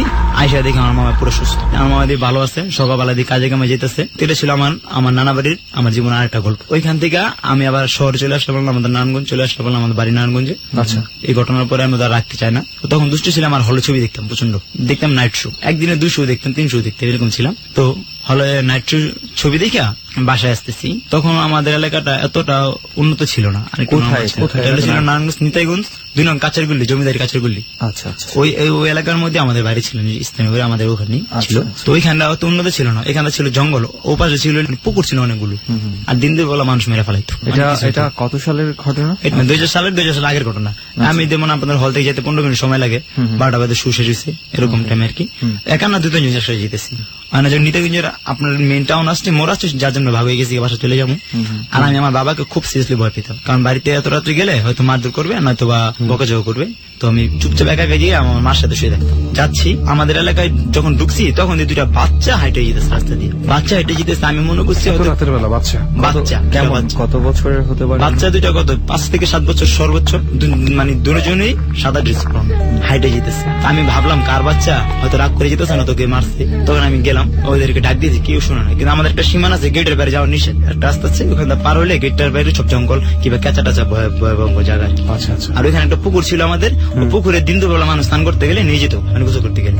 হ্যাঁ, পুকুরটা এখন না, এখনো বড় করে আবাসিক এলাকা তৈরি করে ফেলেছে। আচ্ছা আচ্ছা তো ওই জায়গাটা মানে আমাকে নিয়ে যাওয়ার চেষ্টা করতেছে আর কি। আমি ওই যেতেছি পিছিয়ে পিছিয়ে, আমি ডাক পাচ্ছি, শুনতেছি না। তো যখন আমি ওই গেটটার কাছাকাছি চলে গেলাম, তখন আমি আর মানে সেন্স করে আর যাবো না, গেলে যাক না গেলে না যাবো। তখন থাপ্পা দিচ্ছি, থাপ্পা দেওয়ার পরে মানে ওনারা ঠিক একই জায়গায় দাঁড়ানো আছে, বডিটা ঠিক আছে, জাস্ট মাথা না আমার দিক, দুজনের মাথা একসেন আমার দিকে। আমার দিকগুলো রিয়েল ঘটনা, বাস্তব ঘটনা। আমার দিকে যখন ঘুরলো, আমি একটা চিক্ষাই দিয়ে অগ্নি হয়ে গেছি। আমার আর কিছু মনে নেই, জাস্ট এটাই মনে আছে আমার, যে মাথাটা ঘুরছে আমার দিকে। হ্যাঁ, চিৎকার দিছি, হয়তো আমার বাসা লোকজন আইসা আমার চিৎকার শুনতে সম্ভবত আমার বিস্তারিত নিয়ে গেছে। তো পরের দিনকে সকালে আমি আমার সব ঘটনা খুলে বললো। তো যখন ওই যে মাথাটা যখন ঘুরছে, ওইটাই আমার মনে আছে। ঠিক আছে, তো ওইটাই আমাদের নারায়ণগঞ্জের রিয়েল আমার জীবনের শহরের ঘটনা। মানে এই ঘটনাটা আর ওই রূপটা নাই, ওই এলাকার ওই রূপটা এখন আর ওই নাই? রূপটা নাই এখন। এখন নাই। কেউ গেলেও এলাকায় কল্পনা করতে পারবে না একসময় হয়তো এরকম ছিল। আর আরেকটা ঘটনা বলি, এরকম যে ওই এলাকার মধ্যে ওইখানে একটা গাছ ছিল, সেটা ছিল ইসা গাছ, কদম গাছ। এই গাছের ভিতরে ওই তান্ত্রিকে বসা সবাই একসাথে যুক্তি করিয়া এখানে প্যাক মেরে দেওয়া হয়েছিল, যেখানে আর কেউ আসতে পারবে না, মানে ভূত পেতের জন্য, যে যিনি হোক যেটার জন্য হোক, আচ্ছা। যে আসতে না পারবো। ঠিক আছে, তখন এটা মারা হয়নি, যখন ঘটনা বলতেছিলাম তখন ছিল ড্রেন ছিল, আর ওখানে ছিল কেঁচা।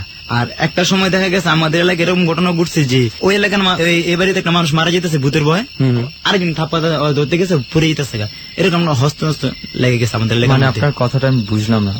মানে আমাদের এলাকার মধ্যে এরকম ঘটনা ঘটছে যে একজন মানুষকে মানে ভূতে আসর করছে, এটা অনেকে উপলব্ধি করতেছে যে ভূতে আসর করছে, উপলব্ধি করতেছে, তারা ধরতে গেছে। তারা ধরতে গিয়া 2-3 জনে ধরছে, এই 2-3 জনের মধ্যে একজন হঠাৎ করে অজ্ঞানে পড়ে যেতেছে। আচ্ছা আচ্ছা, এরকম ঘটনা ঘটতেছে, পুরো এলাকার মানুষ আতঙ্কে ছিল। ডর মানে ভয়।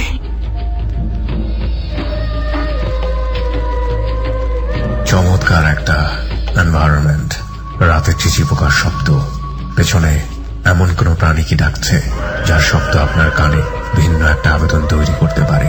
এরকম একটা পরিবেশে বসে এই সপ্তাহের টর অনুষ্ঠানটি রেকর্ড করা হয়েছে ময়মনসিংহের গফরগাঁয়ের তালতলা, যে জায়গাটি আপনার কাছে হয়তোবা একেবারেই অন্যরকম ভাবে পরিচিত।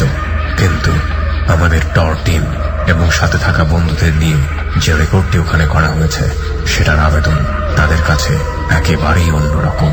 প্রিয় শ্রোতা, 4 মিনিটের ছোট্ট একটা বিরতি, তারপর আরজে কিবরিয়া তার টিম মেম্বারদের নিয়ে আবারও ফিরবে। ডর।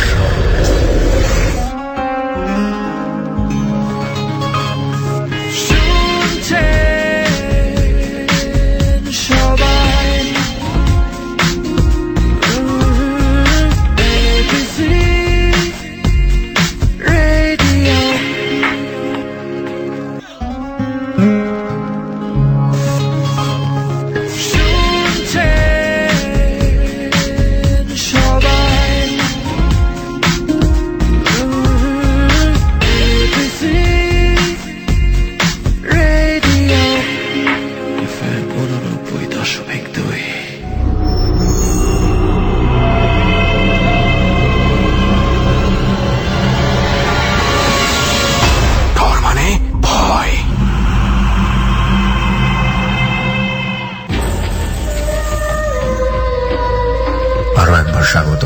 আপনি শুনছেন ডর এবিসি রেডিও FM 89.2 এ। আমি আরজে কিবরিয়া আপনার সঙ্গে রয়েছে সাউন্ডের লোবান এবং হন্টেড প্লেস থেকে আমার আরো দুজন মেম্বার রেহান ও সুমন। আজকে যাদের জীবনের অতি ভৌতিক ঘটনাগুলো আপনারা শুনছেন, এদের প্রত্যেকের জীবনে এই ঘটনাগুলো ঘটেছে। এই ভৌতিক ঘটনা এর একটা বিশ্বব্যাপী দিক রয়েছে। পৃথিবীর যে দেশেই যান না কেন আপনি, প্রতিটি দেশের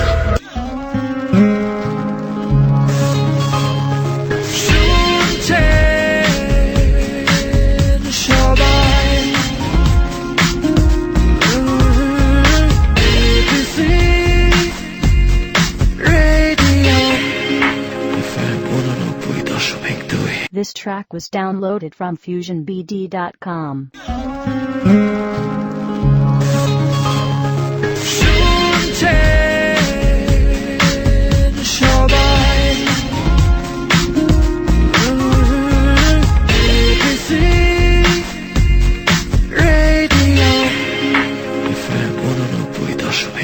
প্রতিটি মানুষের জীবনে কিছু না কিছু ভৌতিক ঘটনা ঘটে, যার বিজ্ঞান সিদ্ধ উত্তর আমরা জানি না। আমরা শুধু এটাই বলতে চাই, প্রিয় শ্রোতা, আপনার কাছে যা অনুভূত, যা দৃশ্যমান, তা যৌক্তিক, তা সত্য, কিন্তু তার বাইরেও অনেক বড় একটি জগৎ রয়েছে যা আপনার কাছে অনাবিষ্কৃত, যা আপনার কাছে অবিশ্বাস্য। এইটুকু যদি আপনি বিশ্বাস করেন, তাহলে ডরের প্রত্যেকটি ঘটনা আপনার কাছে দৃশ্যমান হবার সুযোগ রয়েছে। রাতের এই কুটকুটে অন্ধকারে উপভোগ করুন ডর। আবার ফিরে যাচ্ছি সুমন ও রেহানের কাছে। ডর। তখন এই যেমন আমাদের কবিরাজ মিলে বৈশা এক সপ্তাহ নগর কীর্তন দেওয়া হয়েছে, যেমন নগর কীর্তন দেওয়া হয়, এক সপ্তাহ নগর কীর্তন দিয়া তখন ওই গাছের ভিতরে প্যারাক মারার পরে আমাদের এলাকাটা ঠিক হয়ে গেছে অনেকটা ঠিক ওই সময় ঠিক হয়ে গেছে ঠিক আছে। আর এরপর থেকে আমার মানে ওইখানে আর কোনো ঘটনা ঘটেনি। অনেক ছোটবেলায় ঘটছে আপনার সাথে কিছু ঘটনা, বড় হওয়ার পরে অনেক কিছু ঘটছে। তো ওই যে সুমন সবসময় যেটা বলি দোষ, যে যার সাথে ঘটে তার সাথে মনে হয় ঘটারই থাকে। এটার সবচেয়ে বড় বিষয় হচ্ছে আমার যেটা মনে হলো যে বাচ্চার ঘটনাটা লাস্ট যেটা শুনলাম, মানে হঠাৎ করেই মানে কখন কি মুহূর্তের মধ্যে ঘটে যায়। মানে যেমন আমরা আগে আমাদের শাম্মু ভাই এবং মেহেদি ভাইদের কথা শুনছিলাম, ওনারা যে অনেকটা মানে ওগুলোর পেছনে ঘুরতো, আর হঠাৎ করে কারো সঙ্গে হুটহাট হয়ে যাচ্ছে। রাইট, এটার মধ্যে ডিফারেন্স আছে। আর একটা ব্যাপার যেটা বলতে চাই সেটা হচ্ছে যে বাচ্চাদের ব্যাপারটা যখন আসে না, তখন কিন্তু ব্যাপারটা খুব বেশি ভয়ঙ্কর হয়ে যায়। আমার দুঃসম্পর্কের এক ভাইয়ের সাথে যে ঘটনা ঘটছিল তার কথা অনুযায়ী, সে রাত্রে বেলা গিয়েছিল কোন এক গ্রামে বিয়ে খেতে আর কি। তো সেইখানে অনেক বড় একটা বাংলো বাড়ি থাকে না আগের কালের জমিদারদের, তো এরকম বাংলো বাড়িতে প্রত্যেকজনকে আলাদা আলাদা রুম দিছে বিয়ে খেতে যারা যারা আসছে। 30-35টা ঘর আছে, দোতলায় 3 তলা মিলায়। তো সে দোতলার কোনার ঘরে ছিল। তো গভীর রাত্রে সে প্রচন্ড কান্নার শব্দ পাচ্ছে। তো কান্নার শব্দ পাচ্ছে, ও ভাবছে যে এতগুলো ফ্যামিলি এখানে আছে, কোনো না কোনো একটা ছোট বাচ্চা কাঁদছে হয়তো বা। তো সে উঠে যখন বসে দেখে যে তার পাশে পালঙ্ক, তো তখনকার আমলের পালঙ্ক, ছোট একটা সিঁড়ি বেয়ে খাটে উঠতে হয় এই ধরনের ছিল আর কি। তো দেখা যায় পালঙ্কে ওঠার চেষ্টা করছে একটা ছোট্ট বাচ্চা। বাচ্চাটা একেবারেই নেকেড এবং সে ওঠার খুব চেষ্টা করছে কিন্তু পারতেছে না, কাঁদতেছে। তো তার মায়া লাগছে যে হয়তো কোনো রুম থেকে ক্রলিং করতে করতে বাচ্চাটা চলে আসছে, কোনো একটা ব্যাপার হবে। তো সে হচ্ছে বাচ্চাটার কান্না থামানোর জন্য যখন বাচ্চাটার হাত ধরে উঠায়, তখন হাতটা তার হাতে চলে আসে। হ্যাঁ, এবং ওইখানেই সে চিৎকার করে পরের দিন আর কি তার রুম চেঞ্জ করে দেওয়া হয় বিভিন্ন ভাবে, অনেক রকম রুম আর শুনে। বড় গল্পে না যায়, বাট যখনই ভয়ঙ্কর কিছু সবচেয়ে সুন্দর বা সবচেয়ে ইনোসেন্ট কোনো কিছুর সাথে ঘটে, ওটা মনে খুব বেশি ভয়ঙ্কর মানে। আর বিশেষ করে এরকম ভয়ঙ্কর জায়গায় বসে যদি ভয়ঙ্কর হয় তাহলে তো কথাই নেই।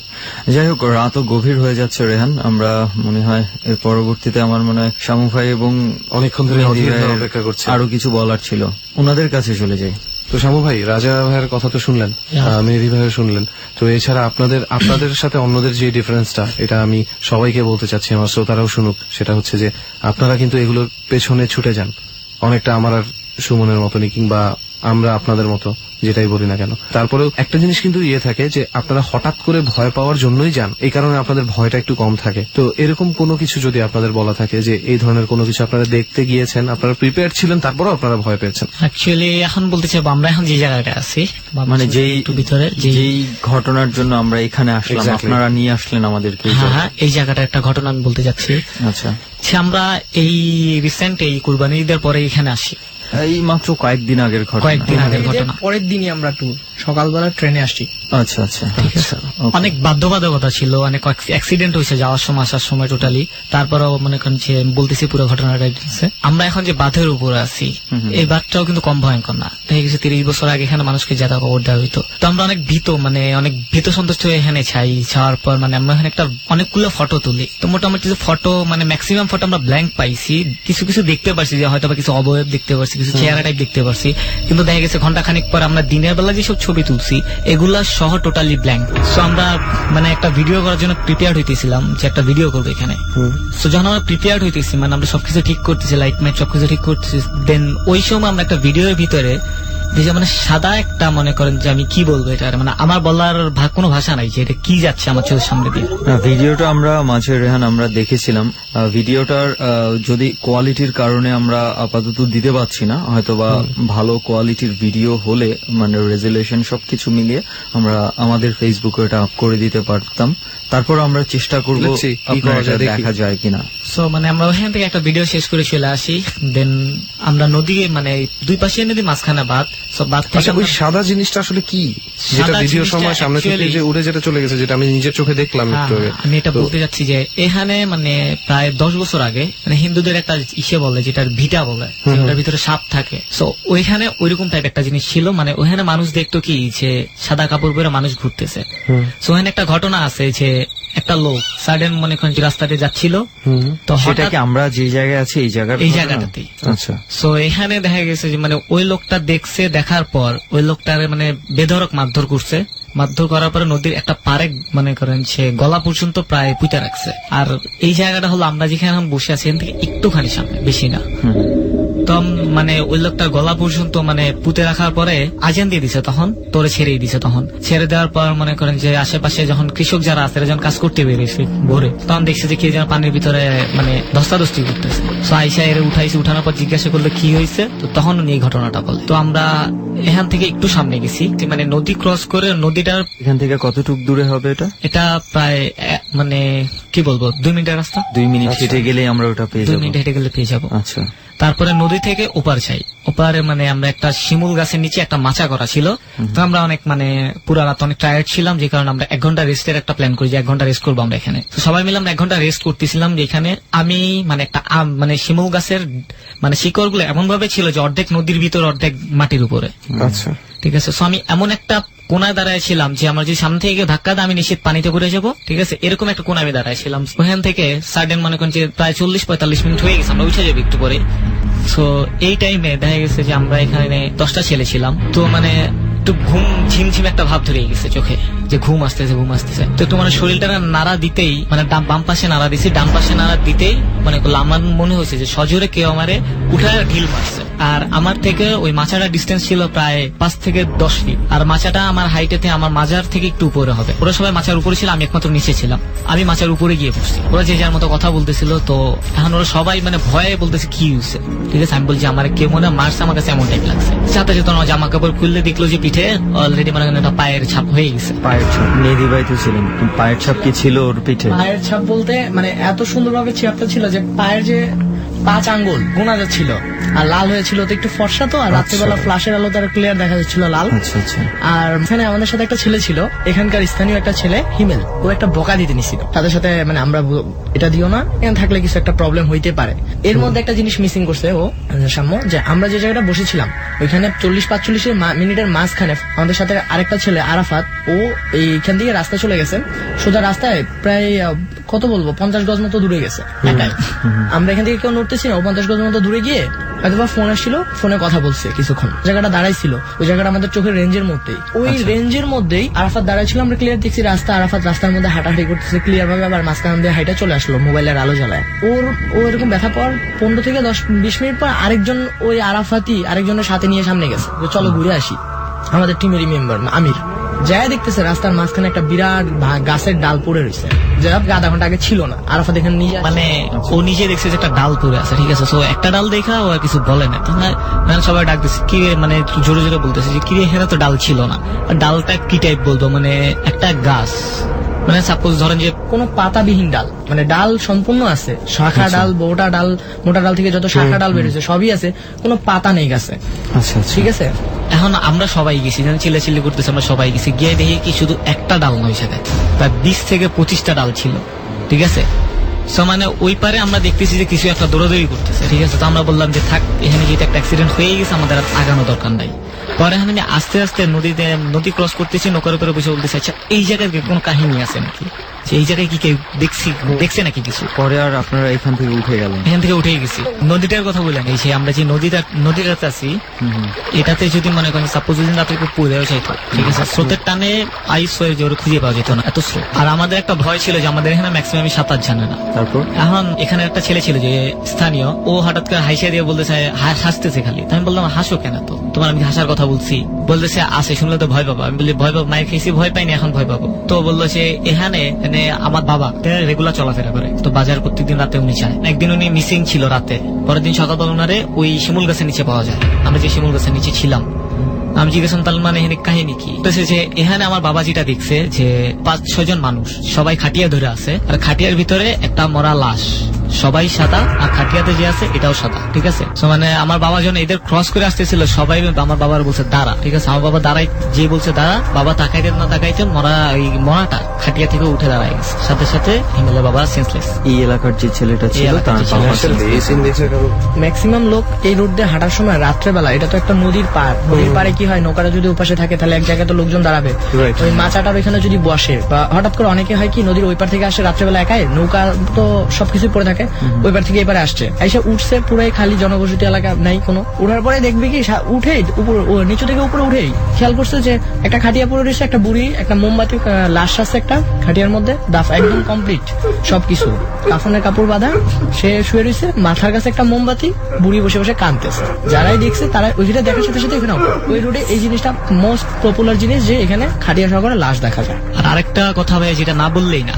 এটা হলো যে এখানকার মুরব্বী থেকে শুরু করে ইয়াং জেনারেশন, মানে এরা পর্যন্ত সন্ধ্যার পরে ঘর থেকে বেরোয়ার চিন্তা ভাবনা করে না। এইখানটাতে তো মনে হয় আসেই না একেবারে, এখানে তো আসেই না, মানে এটা শ্মশান ঘাট ওদের মানে মোস্ট পপুলার। আমরা তো সেই 11:30, 12টা, 12:30 থেকে আছি, কোনো মানুষ তো দেখলাম না। কিছুই দেখি না আশেপাশে। আচ্ছা যাই হোক, তারপর কি হলো? তারপর বলতে মানে আমরা ফার্স্টে ডাউট করছিলাম যে হয়তো বা মানে অন্যান্য মানে দেখা গেছে সবাই মুখে কিংবা মানে মুখে বলতেছে যে এই জায়গাটা ভয়ঙ্কর, আমরা ভয় পাই, মানে আমরা চিন্তা করছিলাম চিন্তা ভাবনা থেকে এগুলো হয় মানুষের। তো একজন বেরোবে না, 2 জন বেরোবে, গ্রাম শুদ্ধ মানুষ তো বেরোবে না, এটা তো কোনো কথা না। আমরা প্রায় মানে 2-3টা বাড়িতে যাই, সে আসলে জিজ্ঞাসা করে আন্টি আপনাদের এলাকাটার মানে কি কোনো সমস্যা আছে ভৌতিক। আমরা জাস্ট নর্মালি গেছি যে আমরা লাইক মনে করেন যে মেহমান আসি এখানে ঘুরতে। সো মহিলা বলে যে বাবা তোমার কি বলবো, আমি পারলে এই এলাকা থেকে দূরে যেতে পারলে পাচ্ছি, ঠিক আছে, সন্ধ্যার পরে ঘর থেকে বেরোতে পারি না। মানে ওই আমরা আরেকটা জিনিস দিকে মানে ভীষণ ভাবে আশ্চর্য হয়েছি, ওই মহিলার একটা মেয়ে আছে, 17 থেকে 18 বছর হবে বয়স, ঠিক আছে, মেয়েটা পুরো প্রতিবন্ধী। তাই আমি জিজ্ঞাসা করলাম যে মানে একটু ইসে করে জিজ্ঞাসা করলাম যে আন্টি প্রতিবন্ধী নাকি? তুমি বললে যে হ্যাঁ বাবা প্রতিবন্ধী, জন্ম থেকে? বলছে না। আমি বলি তাহলে? বলে যে মানে উনি আর একটা কাহিনী শোনাল যে সন্ধ্যার পরে মানে ঠিক সন্ধ্যার আজান দিতেছে, তাতে 1 থেকে 2 ঘন্টা পরে নাকি ওই মেয়ে বারান্দায় ছিল ওনাদের ঘরে। তো বারান্দায় ছিল, মেয়ে নাকি দেখতেছে, মানে সবাই দেখতেছে যে বাইরে প্রচন্ড তুফান হইতেছে, মানে গাছ টাছ বাড়ির উপর ভেঙে পড়তেছে, আর মেয়েটা বারান্দায় ছিল, তখন বারান্দায় ছিল। তারপরের দিন মানে ওখানে মেয়ে সেন্সলেস, পরের দিন সকালবেলা মেয়ে পুরা প্যারালাইজ, কথাও বলতে পারতেছে না, শুধু তাকায় থাকার ক্ষমতাটা আছে, আর কিছুই না। আর মনে করেন যে এখানে মানে সন্ধ্যার পর কেউ বাজারে যায় না। এটা আমরা একটু গেস করছিলাম, আমরা যখন আসতেছিলাম তখন আমাদের এই এলাকাটা দেখে মনে হলো যে এরকমই একটা কিছু হবে। আর সবচেয়ে এটা সত্যি কথা, এই ভাই যেটা বলছি একটু আগে, শামু ভাই যেটা বললো, মেহেদি ভাই যেটা বললো, এরকম ম্যাস পিপল একসাথে ভয় পাওয়াটা কিন্তু আসলে রাইট। হ্যাঁ, অবাক ব্যাপার। হয়তো কিছু মানুষের মধ্যে ব্যক্তি মানুষের কয়েকজন এমনিতেই ভীতু থাকতে পারে, বাট আর কিছু না হোক, প্রত্যেকটা এলাকায় 1-2 স্পেশালি এরকম এলাকায় 1-2 নাম করা সাহসী মানুষ থাকেই, যে ওনারা কখনো ভয় পায় না, ওনারা খুব যায় এখানে, বাকিরা যায় না। হ্যাঁ হ্যাঁ, এটা ঠিক আছে। আমরা এখন সেই জায়গার মধ্যে আছি, চিন্তা করছিস। আমার মনে হয় মানে আমরা একটু দ্রুত করলে বেশ ভালো হয় রেহান, মানে আমার মনে হচ্ছে এখানে খুব বেশি সময় থাকা ঠিক হবে না। আচ্ছা তারপর কি হলো মেহেদি ভাই? মানে এই আমাদের সাথে যে ছেলেটা হিমেল আর আমরা যে বাড়িতে উঠছি, এখানে আমাদের একজন মামা আছে, জনি মামা, এরা 2 জন ফুল মানে গাফুরগাঁও এই জায়গাটায় বাজার থেকে শুরু করে A to Z সাহসী লোক হিসাবে খুব ফেমাস। এই হিমেলের ফেভারিট জায়গা হলো মাছের জায়গা, নদীর পারে মাছ ধরে অনেকেই দেখছি বেড়া টাড়া দিয়ে, আমি দেখি নাই, প্রথম দেখছি এবার এখানে ওই নদীর পারে বেড়া দিয়ে যে মাছ ধরে, ওই জায়গায় ও সারা রাত থাকতে পছন্দ করে, যে জায়গাগুলোটা অনেক হন্টেড। আবার মামার মুখ থেকে একটা শোনা কথা, মামার মতো ফ্রেন্ড সার্কেল একই এজের ছিল। একটা ছেলে, তার বাড়ির সামনে একটা পুকুর ছিল, রাস্তার এপার ওপার। পুকুরটা পাহারা দিত, কই মাছ চাষ করতো, তাই পাহারা দিত পার রাত্রেবেলা। পুকুরের সাইড দিয়ে যে তাল গাছ, বিভিন্ন ধরনের গাছ মানে একটু পরপর লাগানো থাকে, ওইরকম তাল গাছ লাগানো ছিল। বেশি বড় না, আমাদের হাইট থেকে 2-1 ফিট বড় হবে। তো ওইখানে না মাঝে মাঝে একজন বুড়িকে বসে থাকতে দেখা যেত, বুড়ি বয়স্ক। তো উনি যখন কই মাছ রেগুলার চাষ করা শুরু করলো, মাছ বড় হইলো, পুকুর পাহারা দিতে হবে, তখন সে ওইখানে পাহারা দেয় ডেলি। এখন রাত্রেবেলায় প্রায় রাত্রেবেলায় বুড়ি তাকে প্রচন্ড ভয় দেখায়। এখন কিরকম টাইপ ভয়, সে ঘুমাচ্ছে, পাহারা দিতে দিতে ঘুমিয়ে গেছে ঘাসের উপর। ঘুম থেকে উঠে যদি চোখ খুললে একজন বুড়ি আপনার চেহারা দিকে ধাপ করে তাকায় রয়েছে, এরকম একটা দৃশ্য দেখলে কে ঠিক থাকবে? ওই রকম টাইপ ভয় দেখাতো। হঠাৎ করে কি হলো, সে শুধু বলতো আমরা ভয় দেখায়, আবার মাছ এত টাকা মাছ নষ্ট করা যাবে না, এরকম টাইপ করতে করতে এক টাইম হঠাৎ কি হলো যে সে একদিন পাহারা দিয়ে, পরের দিন পাহারা দিতেছিল, দৌড়াতে দৌড়াতে বাসায় চলে গেছে। খুব ভয় পেয়েছে, আতঙ্কিত। তার 2-3 দিন পরে তার নাক মুখ দিয়ে রক্ত উঠে মারা গেছে। ওই জায়গায় ওইটা অনেক প্রচলিত, মানে বাজারে দাঁড়ায় গল্পটা বললেই সবাই বলে দিবে, মুখে মুখে গল্পটা আসছে। কোন জায়গা? এখান থেকে একটু পিছে। আচ্ছা, আমরা পেছনে ফেলে আসছি ওটা। পিছনে মানে বলতে কি সামনের দিকে। আচ্ছা, আমরা যেখানে নামছি তার থেকে আরেকটু সামনে এগিয়ে গেলে আমরা ওটা পাবো, ওই জায়গাটা পাবো, ওই জায়গাটাই। ওকে, মানে পুরো এরিয়াটাই আমার যেটা মনে হচ্ছে বেশ ব্যাপক মাত্রায় ভয়ঙ্কর, এবং আমরা কোথাও যে অজ্ঞান হয়ে যাওয়া বা পরবর্তীতে একটু অসুস্থ হলেও পরবর্তীতে সুস্থ হয়ে যায় এমন পাচ্ছি, কিন্তু এখানে যারই কোনো কিছু প্রবলেম হচ্ছে বড় ধরনের একটা ঘটনা, বড় ধরনের প্রবলেম হচ্ছে। তো মোটামুটি এই ছিল আপনাদের ঘটনাগুলা? হ্যাঁ, এই ছিল। এই আমাদের ময়মনসিংহ ট্যুরে গিয়া মানে যত এক্সপেরিয়েন্স। আচ্ছা, যাক, মানে আপনাদের সাথে আরেকবার। হ্যাঁ, রাইট। এবং আপনারাও নিয়ে আসছেন আমাদের এখানে। তবে আপনারা খুঁজে যেই ভয়ঙ্কর জায়গা বের করছেন, আমরা নিশ্চয়ই, আমি আর এখানে একটু অবাক হয়ে গেছি যে আপনারাও মানে এত ঘোরাঘুরি করেন। যাক, আমাদের সঙ্গে আরো একজন বন্ধু অনেকক্ষণ যাবত কথাবার্তা বলা হয়নি, ওনার সঙ্গে আমরা একটু পরিচিত হই। আপনার পরিচয়টা একটু ভালো করে জানি। আমার নাম বিল্লো, আমি ল্যাবিড হসপিটালে চাকরি করি। আমার হোম ডিস্ট্রিক্ট মাগুরাতে। আচ্ছা আচ্ছা, মাগুরা জেলার শ্রীপুর থানার একদম লাস্ট বর্ডারে আর কি বাড়িটা। বাড়িটা এমন এক জায়গায় যে গোরাই নদী আমাদের বাড়ির, একদম গোরাই নদীর পারে আমাদের বাড়িটা। গোরাই নদীর ভিত্তিক আমি যে গল্পটা বলবো, এটা নদীরই একটা আমার অন্তত ভয়ঙ্কর একটা গল্প আর কি। আচ্ছা, আমার ঘটনাটা হচ্ছে গোরাই নদীর পারে আমাদের বাড়িটা। ইনফ্যাক্ট আমার বাসা অন্য একটা নদীর পারে, আমার গ্রামের বাড়ি। আচ্ছা, তো নদীর পারে আমাদের বাড়িটা একদমই নদীর সাথে, সামনে নদীর মানে ঘাট, যেখানে মানুষ পারাপার হয়, নৌকা পারাপার হয়। আচ্ছা আচ্ছা, তো খেয়াঘাট বলে যেটা, হ্যাঁ খেয়াঘাট। তো আমি তখন আমার বয়স 10-11 বছর এরকম, 5 বা 6 এরকম সম্ভবত আমি পড়ালেখা করি। তো রাত্রে 8টার পরে আমাদের ওই খেয়াঘাটটা বন্ধ হয়ে যায়। বন্ধ হওয়ার পরে তারপরে অনেক সময় 2-1 জন অনেক রাত করে পার হয় আর কি। পার হওয়ার জন্য তারা কি করে, নদীর উপর থেকে ডাকাডাকি শুরু করে যে আমাকে পার করে নিয়ে যান, এইভাবে বলে। কিন্তু যারা খেয়ার মালিক, এরা তো ঘুমিয়ে থাকে, এরা তো সাধারণত রাতে আর 8টার পরে কারোর পার করতে চায় না, লোকজন অনেকক্ষণ দাঁড়িয়ে থাকে। তো আমি একদিন কি করলাম, হঠাৎ আমি তখন জেগে আছি, একদম নদীর পারে বাড়ি, আমাদের বাড়ির পার হয়ে তারপরে খেয়ার মালিক যারা তাদের বাড়ি, মানে আমাদের বাড়িটা একদম এট ফার্স্ট আমাদের বাড়ি থেকে 1 হাত পরে আর নদীটা একদম কোল ঘেসে, মানে ভাঙ্গন এলাকা তো, মানে পার ভাঙ্গে আমরা আস্তে আস্তে বাড়িটা পিছনে নিয়ে যাই এইভাবে আর কি। তো ওই দিন রাত্রে আমি পাশের বাড়ি আমার এক বন্ধু আছে, ওর নাম হলো একান্ত বিশ্বাস। তো ওকে বললাম যে ওই দিন ছিল খুবই জ্যোৎস্না রাত, একদম ফুটফুটে জ্যোৎস্না রাত, ওই ভয় টয় করতেছে না, এলাকাতেই তো আমাদের সবকিছু। ডর মানে ভয়। অদ্ভুত ভুতুরে একটি ছবি ফেসবুকে চলছে, যে ছবিটির সাথে আজকে ডরের কোন একটি ঘটনার অদ্ভুত সাদৃশ্য রয়েছে। আপনারা চাইলে দেখতে পারেন। ফেসবুকের ঠিকানাটি নিশ্চয়ই মনে আছে, facebook.com/ABC Radio FM 89.2।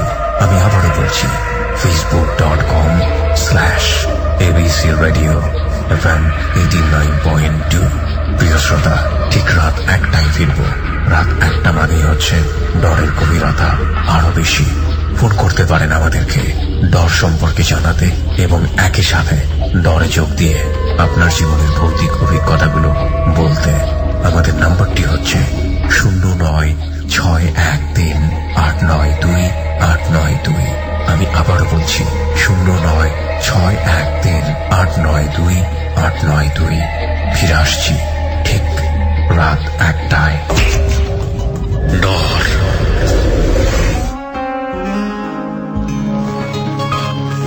শুনছে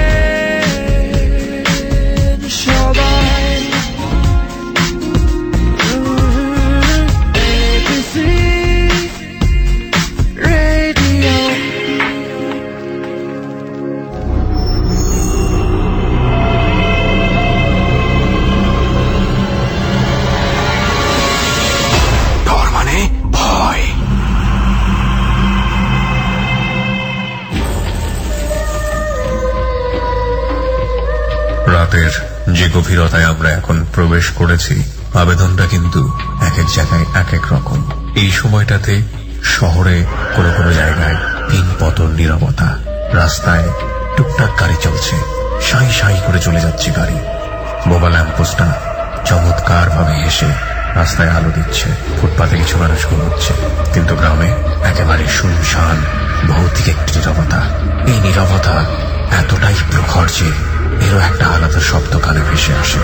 যাদের গ্রামে থাকার অভিজ্ঞতা হয়েছে কিংবা যারা গ্রাম থেকে ডরের রেসিপি মেনে শুনছেন, তারা ঠিক কি অনুভূতির মধ্যে আছেন সেটা বলাই বাহুল্য। আমরা আবারও ফিরতে চাই ডরে। আপনার এই অনুভূতিটা, আপনার ভৌতিক অনুভূতিগুলো আগামী সপ্তাহের ডরে বলতে চাইলে আমাদেরকে ফোন করুন 09613892892 এই নাম্বারে।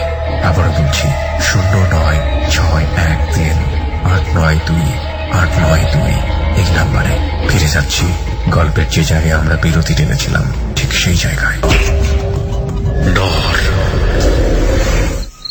আপনি যেহেতু কথাটা বললেন যে ভয়টাই করতেছে না, তো আমি এর মাঝখানে আপনাকে একটা প্রশ্ন করে রাখি। আপনি কি মানে বিশ্বাস করেন ভয় ভূতে? ভূতে ভূতে আমি তখন বলতো ভূতে বিশ্বাস করতাম না। এক্স্যাক্টলি এটাই জানতে আমি চাচ্ছি। ভূতে বিশ্বাস করি না, যে আসলে ভূত বলে কিছু আছে। আমি নিজে নিজেই বলতাম যে আমি ভূত দেখবো, দেখি ভূত আমি কি আর কেমন জিনিস, কিভাবে তারা কথা বলে, কি করে। হ্যাঁ, তখন পর্যন্ত মানুষের মুখে শুনতে হাস্যকর হাস্যকর লাগে যে দেখি আমিও জীবনে একটা ভূত দেখবো, সে যেটা কেমন, দোস্ত সে কি বেশিরভাগ এত মানুষের create ক্ষেত্রেই করে। হয়। যেমন আমাদের প্রোগ্রাম শুনে অনেকে হাসছে। রাইট, অনেকের কাছে মনে হবে যে ঘটনাগুলো তো শুধু Right. মানে কি বলছে, Exactly. তো যাদের জীবনে ঘটেছে তারাই বলতে পারবে। তারপর কি হলো বিল্লু? তো সে আমার বন্ধু একান্তকে নিয়ে আমরা দুজনে বললাম চল নদীর উপরে, উনি ডাকাডাকি করতেছে, তো ওনাকে আমরা পার করে নিয়ে আসি দুইজন। মানে নদীর ওপার থেকে কেউ একজন ডাকতেছে, এপারে আসার জন্য ডাকতেছে মাঝিদেরকে, কিন্তু মাঝিরা ঘুমায় আছে, মাঝিরা ঘুমায় কেউ আছে, সাড়া দিচ্ছে না। সাড়া দিচ্ছে না। তখন আপনারা দুইজন চিন্তা করলেন যে আপনারা যায় নিয়ে আসবেন। আমরা যে নিয়ে আসবো, হ্যাঁ। আচ্ছা, তখন তো আমরা কটা বাজে রাত? তখন রাত 10টা বাজে, 10টা 10:30 এরকম বাজে। তো ওরা মাঝিরা কি করে, নৌকা যখন বন্ধ হয়ে যায়, নৌকার যে হাল আছে না, বইটা তো ছোট নৌকার বইটা বলে, এটা হলো বড় নৌকা, বড় নৌকার হাল বলে আর কি। মানে লগি থাকে, বাঁশ, লগি থাকে আর একটা হাল থাকে, যেটা হাল বাইতে হয়। লগি দিয়ে তো এটা সাপোর্ট দিতে হয়, প্রেসার দিতে হয় আগানোর জন্য। তো এই হালটা আমরা কোথাও খুঁজে পাচ্ছি না। মাঝিরা কি করে, এটা খুবই লোকালয়ে রেখে দেয়। আচ্ছা, এটা বাড়িতে লুকিয়ে রাখে, বাড়িতে না, ওই নৌকার আশেপাশেই। হ্যাঁ, আঁকা বাঁকা উঁচা নিচু পরিবেশ, ভাঙ্গনের এরিয়া তো এরকম আর কি। তো ওটা কোথাও খুঁজে পাচ্ছি না। তো এক পর্যায়ে খুঁজতে খুঁজতে পাইলাম। ওরা এটা টেনে বাড়িতে নিয়ে যাওয়ার একটা কারণ আছে, কারণ মানে আমাদের বাড়ি ছাড়া নৌকাটা প্রায় 100-150 ফুট নিচে, অনেক উঁচু। তো আমরা মানে হালটা পেলে ওকে নিয়ে নৌকা আস্তে আস্তে দুজন গল্প করতে মানে মজা পাচ্ছে, জ্যোৎস্না রাত, ভালো লাগতেছে, দুজন যে ওনাকে পার করে নিয়ে আসলাম। তো আমাদের মনের মানে আমাদের ভিতরে কোনো আশা বা কোনো ইয়া ছিল না যে ওনাকে পার করবো, কোনো কিছু লোভে এরকম কিছু, মানে টাকা নিবো এই ধরনের কোনো সাহায্য জাস্ট এমনিতেই। রাত 10টা 10:30 খুব বেশিও না। আর আমাদের তো এলাকাতেই। তো আমরা তখন তো ছোট, আমি এটা দুজন করলাম, গেলাম, যাওয়ার পরে তো ওনাকে পার করলাম। পার করার পরে এইভাবে যখন আমাদের কুলে চলে আসলাম, উনি যখন চলে যাবে, তখন আমাদের দুজনের 4টা টাকা দেয়, আমাদের 2 টাকা করে। তখনকার সময় 2 টাকারও অনেক মূল্য ছিল আর কি। তো প্রথম দিন যখন টাকা দিল, তখন আমাদের মধ্যে একটা লোভ তৈরি হলো যে ভালো তো, আমরা যখন স্কুলে গেলে 2 টাকা বন্ধুদের সাথে অনেক মজা করতে পারবো, বেশ ভালো লাগলো। এইভাবে অপেক্ষায় থাকতাম কে কখন কবে এসে ডাকবে। তো এইভাবে অপেক্ষা করতে করতে আমরা 2 বন্ধু প্রায় এরকম পার করতাম। প্রায় পার করতে করতে আমার ভিতরে একটা জিনিস কাজ করলো যে একদিন আমি একা পার করব, কারণ একা পার করলে ওই টাকার ভাগটা তো ওকে দিতে হবে না, এরকম একটা আমার ভিতরে কাজ করলো। মানে আমি এরকম বেশ মানে অনেকদিন ধরে এরকম হয়তো 1 বছর ধরে এরকম পার করতে, মানে মানুষের মাঝে মাঝে পার করি টাকার লোভে। মাঝে মধ্যে আমরা 2 জনে যাই, মাঝে মধ্যে সিঙ্গেলও যাই। তো সিঙ্গেল যেতে যখন সাহসটা বেড়ে গেল, তখন চিন্তা করলাম আমি একাই যাই, ওকে আর নিব না, হয়তো টাকার পরিমাণটা বেশি পাবো। এরকম একটা দিনে গভীর রাতে, তখন 12টারও বেশি বাজে, আমি বাড়িতে শুয়ে আছি এবং সেদিন অন্ধকার রাত, গভীর অন্ধকার, গভীর রাত্রে একটা লোক এসে এভাবে ডাকতেছে, যে আমাকে এত করুণ চিকন সুরে ডাকতেছে যে মনে হচ্ছে ওই ডাকটা আমি শুধু একাই শুনতেছি, মনে হচ্ছে আপনাকেই আমাকেই মনে হচ্ছে এভাবে ডাকতেছে। প্রতিদিন আমি তো যাই, মানে ওই লোকটা মানে আমাকে এভাবে ডাকতেছে। আমি মাঝখানে এমনও লোকের পার করছি যে যারা আমাদের গ্রামেরই মানুষ। আচ্ছা, আমাদের গ্রামের জেলে সম্প্রদায় আছে, ওরা মাছ বিক্রি করে, তো অনেকে আছে গভীর রাত করে, হ্যাঁ, যাদের কাজ শেষ হয় না, হয়তো মাছ বিক্রি শেষ হয় না, তারা তো শেষ করে আসবে সাধারণত। আমি যেহেতু পার করি, মানে পারের একটা পরিমাণ আমাকে দেয়, ফি দেয়, আর এমনি খুশি মানে একটু বেশি দেয়, জেলেরা বিশেষ করে বেশি দেয়। তো আমি খুবই লোভে থাকতাম যে ওদের পার করবো, মনে হয় যেন ওরাই ডাকতেছে। হ্যাঁ, নাম ধরে তো ডাকে না যে আমি অমুক বলছি আমাকে পার করে নিয়ে যাও, এভাবে তো বলে না, জাস্ট বলে আমাকে পার করে নিয়ে যাও, ওই মাঝিদের নাম ধরে ডাকে। তারপর আমি এরকম অপেক্ষায় থাকি যে মাঝিরা যেন আসে, ওনারা যেন পার হয়। তো সেদিন গভীর রাত্রে ওই রকম করুণ সুরে আস্তে আস্তে ডাকতেছে যে আমাকে পার করে নিয়ে যান, আমাকে পার করে নিয়ে যান। তখন আমি ঘুমিয়ে আসি, আমি উঠলাম আস্তে আস্তে। আমি তখন বাড়িতে, মানে ছোটবেলা থেকে আমি একা একা ঘুমানোর অভ্যাস, একা একাই ঘুমাই। তো ওই দিন গভীর রাত আমি উঠছি, ওঠার পরে আমার হাতে একটা টর্চ লাইট, ওটা আমার বাবার টর্চ লাইট ছিল, আমি বাবার বিছানা থেকে আস্তে করে টর্চ লাইটটা নিয়ে আসছি। এটা তখনকার লাইট ছিল ব্যাটারি চালিত লাইট, 3 ব্যাটারি 2 ব্যাটারি এরকম, একটা ছিল 3 ব্যাটারি লাইট। ওইটা আমি নিয়ে বের হয়েছি। বের হয়ে আমাদের বাড়ি থেকে সেই যে গভীর নিচে আস্তে আস্তে আস্তে আস্তে নামছি, এমনই যে রাত্রে মানে কিছু মাটি ধরে ধরে আস্তে আস্তে আস্তে আস্তে নামছি, যাতে কেউ সব টের না পায় হয়তো আমি যাচ্ছি। হ্যাঁ, এরকম গভীর রাত, আর সামনে তো এত অন্ধকার, কিছু দেখা যাচ্ছে না। মাঝে মধ্যে আমি লাইট মারতেছি, খুবই ঘন ঘন লাইট মারতেছি না যে কেউ আমাকে দেখে ফেলবে। মানে এত চুপচাপ যাচ্ছি।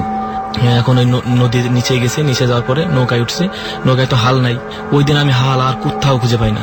এখন হাল যে খুঁজতে যাবো, এটাও একটা আমার মানে ভিতরে একটু ভয় ভয় কাজ করতেছে যে এত রাত্রে তুই বিভিন্ন জায়গায় ওই ইয়াটা খুঁজতেছি, কিন্তু অনুপার থেকে আমাকে ডাকতেছে যে তাড়াতাড়ি আসেন, তাড়াতাড়ি আসেন। মানে এত চিকন সুরে ডাকতেছে, মানে কণ্ঠটা খুবই ভালো লাগতেছে, মায়াকাড়া একটা মায়াবী মানে সুরে। পুরুষ কণ্ঠ, হ্যাঁ পুরুষ কণ্ঠ, কিন্তু মনে হচ্ছে যে উনি আমাকেই ডাকতেছে, আর কেউ এই শব্দ শুনতে পাচ্ছে না। আমার কাছে এরকম ভিতরে কাজ করতেছে, খুব ভালো লাগতেছে। তো আমিও মাঝে মধ্যে বলতেছি যে একটু অপেক্ষা করেন, আমি তো হাল খুঁজতেছি, আমি হাল পেলে আপনাকে নিয়ে যাচ্ছি, আপনি অপেক্ষা করেন।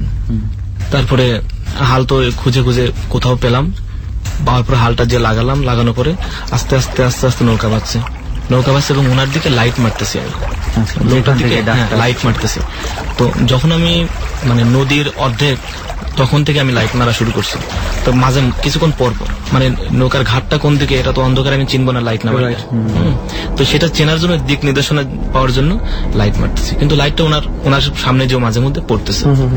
তো পড়লে পরে দেখি উনি লাইট যখন মারি তখন দেখে যে উনি একা একটা মানুষ, আর উনার হলো একটা সাইকেল আছে, আর সাইকেলের পিছনে মাছের ঝাঁকা, খালি ঝাঁকা আর কি, খালি ঝাঁকা। তো উনি কিছুক্ষণ পর বলতেছে যে ভাতিজা লাইট মারা লাগবে না, তুমি তো আসতেইছো, আমি তো আছি, লাইট মারা লাগবে না, তুমি চলে এসো, তাড়াতাড়ি এসো, এরকম করতেছে। তারপরে আমি গেলাম, যাওয়ার পরে যখন ওই ঘাটের কাছে কাছে আমি নৌকাটা ভিড়ছি, নৌকাটা বাঁধছি, বাঁশের সাথে নৌকাটা সুন্দর করে বাঁধছি, বেঁধে ওনাকে ডাকতেছি যে আসেন। মানে উনি এমন একটা কণ্ঠে ডাকতেছে কাছে যে আমি ওনাকে মানে চিনতে পারছি, এরকম মনে হচ্ছে আমাদের গ্রামেরই একটা জেলে, উনি এরকম রাত করে আসছে। তখন পর্যন্ত কিন্তু আমার ভিতরে ভয়ের কোনো অবকাশ নাই। আমার মানে পূর্ব অভিজ্ঞতা আছে, আমি অনেকবার আসছি, কোনো ব্যাপার না, এবং ভুতুরে কোনো কিছু আপনার জন্য এটা স্বাভাবিক, একদমই স্বাভাবিক, কোনো কিছু ভিতরে কাজ করতেছে না। কারণ অস্বাভাবিক যদি লাগতো তাহলে তো আমি কখনোই আসতে পারতাম না। Very true thing to say. এটা কিন্তু আসলে খুব সত্যি একটা কথা। বেশিরভাগ ঘটনা কিন্তু এই জন্যই ঘটে, হ্যাঁ, কারণ আমাদের মনে ভয় না থাকা পর্যন্ত কিন্তু আমরা ভয় পাই না। এবং যেটা এখন হয়তো অনেকে শুনতে ভাবতেছে যে এত রাত্রেবেলা একটা ছেলে 7-8 পড়ে বা ক্লাস 6-7 পড়ে, ওর কি এত সাহস আছে নাকি? তো সাহসটা কিন্তু থাকে, অ্যাকচুয়ালি সাহসটা থাকে। তার নিজের এলাকা, নিজের পাশের বাড়ির পাশে সে অনেকবার করেছে, 1-1.5 বছর ধরে যাওয়া আসা করতেছে। তো আশেপাশের একটু দূরে, কিছু ছোট ছোট নৌকা দেখা যাচ্ছে যে তারা মাছ ধরতেছে, একটু দূরে দেখা যাচ্ছে ছোট ছোট আলো জ্বলতেছে, মাছ ধরতেছে। কিছু আমি শব্দও পাচ্ছি যে তারা কথা বলতেছে, মাছ ধরতেছে, বেশ একটু দূরে আর কি। তো নৌকা বাঁধার পরে নৌকা থেকে আমি নামতেছি না, নৌকা থেকে নামে ওনাকে ডাকতেছি যে আঙ্কেল আসেন। মানে আপনি ঘাটে নৌকা ভিড়ে ওনাকে ডাকতেছি, কিন্তু উনি যখন যাই নদীর মাঝামাঝি অবস্থানে যখন লাইট মারি, উনাকে দেখছি আমি একদম নৌকার ওই মানে ঘাটের যে পাড়টা আছে না, চড়াট বলে, যেটা পাহাড়ে নৌকাতে উঠতে হয়, ওটাকে চড়াট বলে আমাদের গ্রামের ভাষায়। উনি চড়াটের পাশেই, মানে বাঁশের চড়াটের পাশেই উনি দাঁড়িয়ে আছে, সাইকেলটার উপরে উনি নদীর পাশে পানির কাছাকাছি দাঁড়িয়ে আছে। আমার নৌকাটা বাঁধার পরে উনি ওই স্থানটা পরিবর্তন করলো, কিছু দূর সাইডে পানির কিনারায় আছে, কিছুটা সাইডে চলে গেল, সাইডে যে সাইকেল ধুচ্ছে, তা বলতেছে যে এই তো ধোয়া শেষ হয়ে গেছে, তুমি আসো সামনে এসে আমাকে নিয়ে যাও, সাইকেলটা ধরো, এভাবে বলতেছে। তো তখন আমি দেখি যে উনি সাইকেলটা যখন ধুচ্ছে ওনার হাতে কোনো পানির কোনো স্পর্শ নাই, অথচ পানির যে একটা শব্দ, আমি শব্দটা কিন্তু পাচ্ছি। এবং লাইট মারতেছি যে আঙ্কেল হয়ে গেছে তো, আসেন আসেন। উনি তখনও আমাকে ধমক দেয় যে তুমি বারবার লাইট মারো কেন, আমি তো শেষ হলে তো আসতেছি, একটু অপেক্ষা করো না, বা তুমি আসো না, এসে আমাকে নিয়ে যাও। তারপরে আমি তখন নৌকা থেকে নামলাম, নৌকা থেকে নেমে ওনার দিকে আগাচ্ছে আস্তে আস্তে, যে ওনাকে আমি নিয়ে যাই সাইকেলটা ধরিয়া। ভালো লাগতেছে যে ওনাকে সার্ভিস দিই, টাকা তো পাবোই আমি। আমি যতটুকু আগাই ঠিক সে ততটুকু পিছনে চলে যায়, অটোমেটিকলি দেখা যাচ্ছে সাইকেলও এবং উনি নিজেও। তো আমি চিন্তা করলাম কি উনি এরকম করে কেন। তখন পর্যন্ত আমার ভিতরে কিন্তু কোনো ভয়ের কোনো কাজ করতেছে না। আমি এরকম বেশ কিছু দূর আগাইছি, হয়তো 30-40 হাত পর্যন্ত আগাই গেছে তার দিকে, সে ওরকম পিছিয়ে যাচ্ছে। তারপর সেই লোকটার আকৃতি ছিল এরকম যে সাদা একটা, একদম ফুটফুটে সাদা না, ডিপ মিডিয়াম ডিপ আর কি সাদা, অফ হোয়াইট টাইপের। হ্যাঁ, বোরকা যেরকম একদম লং ড্রেস আর কি, একদম এই মাথা থেকে পা পর্যন্ত খেলা টাইপের। হ্যাঁ, এরকম টাইপের একদম লং ড্রেস পরে আছে, জুব্বা টাইপের আর কি পরে আছে, কিন্তু ওনার চেহারাটা দেখা যাচ্ছে না। কিন্তু এমনি বডিটা আমি দেখতে পাচ্ছি, কিন্তু পুরো চেহারাটা আমি দেখতে পাচ্ছি না। তো লাইট মারার পর দেখি উনি সাইকেল থেকে একটু দূরে, হ্যাঁ সাইকেল থেকে একটু দূরে, অথচ পানির শব্দ হচ্ছে, উনি পানি ধরতেছে কিন্তু উনি কোনো পানির কোনো স্পর্শ নেই। এরকম আস্তে আস্তে উনি যখন পিছিয়ে যায়, আমি তখন হঠাৎ এক পর্যায়ে ওনাকে বলতেছি যে কাকা আপনি পিছনে চলে যান কেন, আর তো এখন তো অনেক রাত, আর তো কেউ আসবে না, আসে না, আমরা চলে যাই। এরকম করতে করতে উনি বলতেছে তুমি আরেকটু আগাও, সামনে আসো, আরেকটু সামনে আসো, মানে এরকম করতে করতে আমাকে কেমন ধরে নিয়ে যাচ্ছে।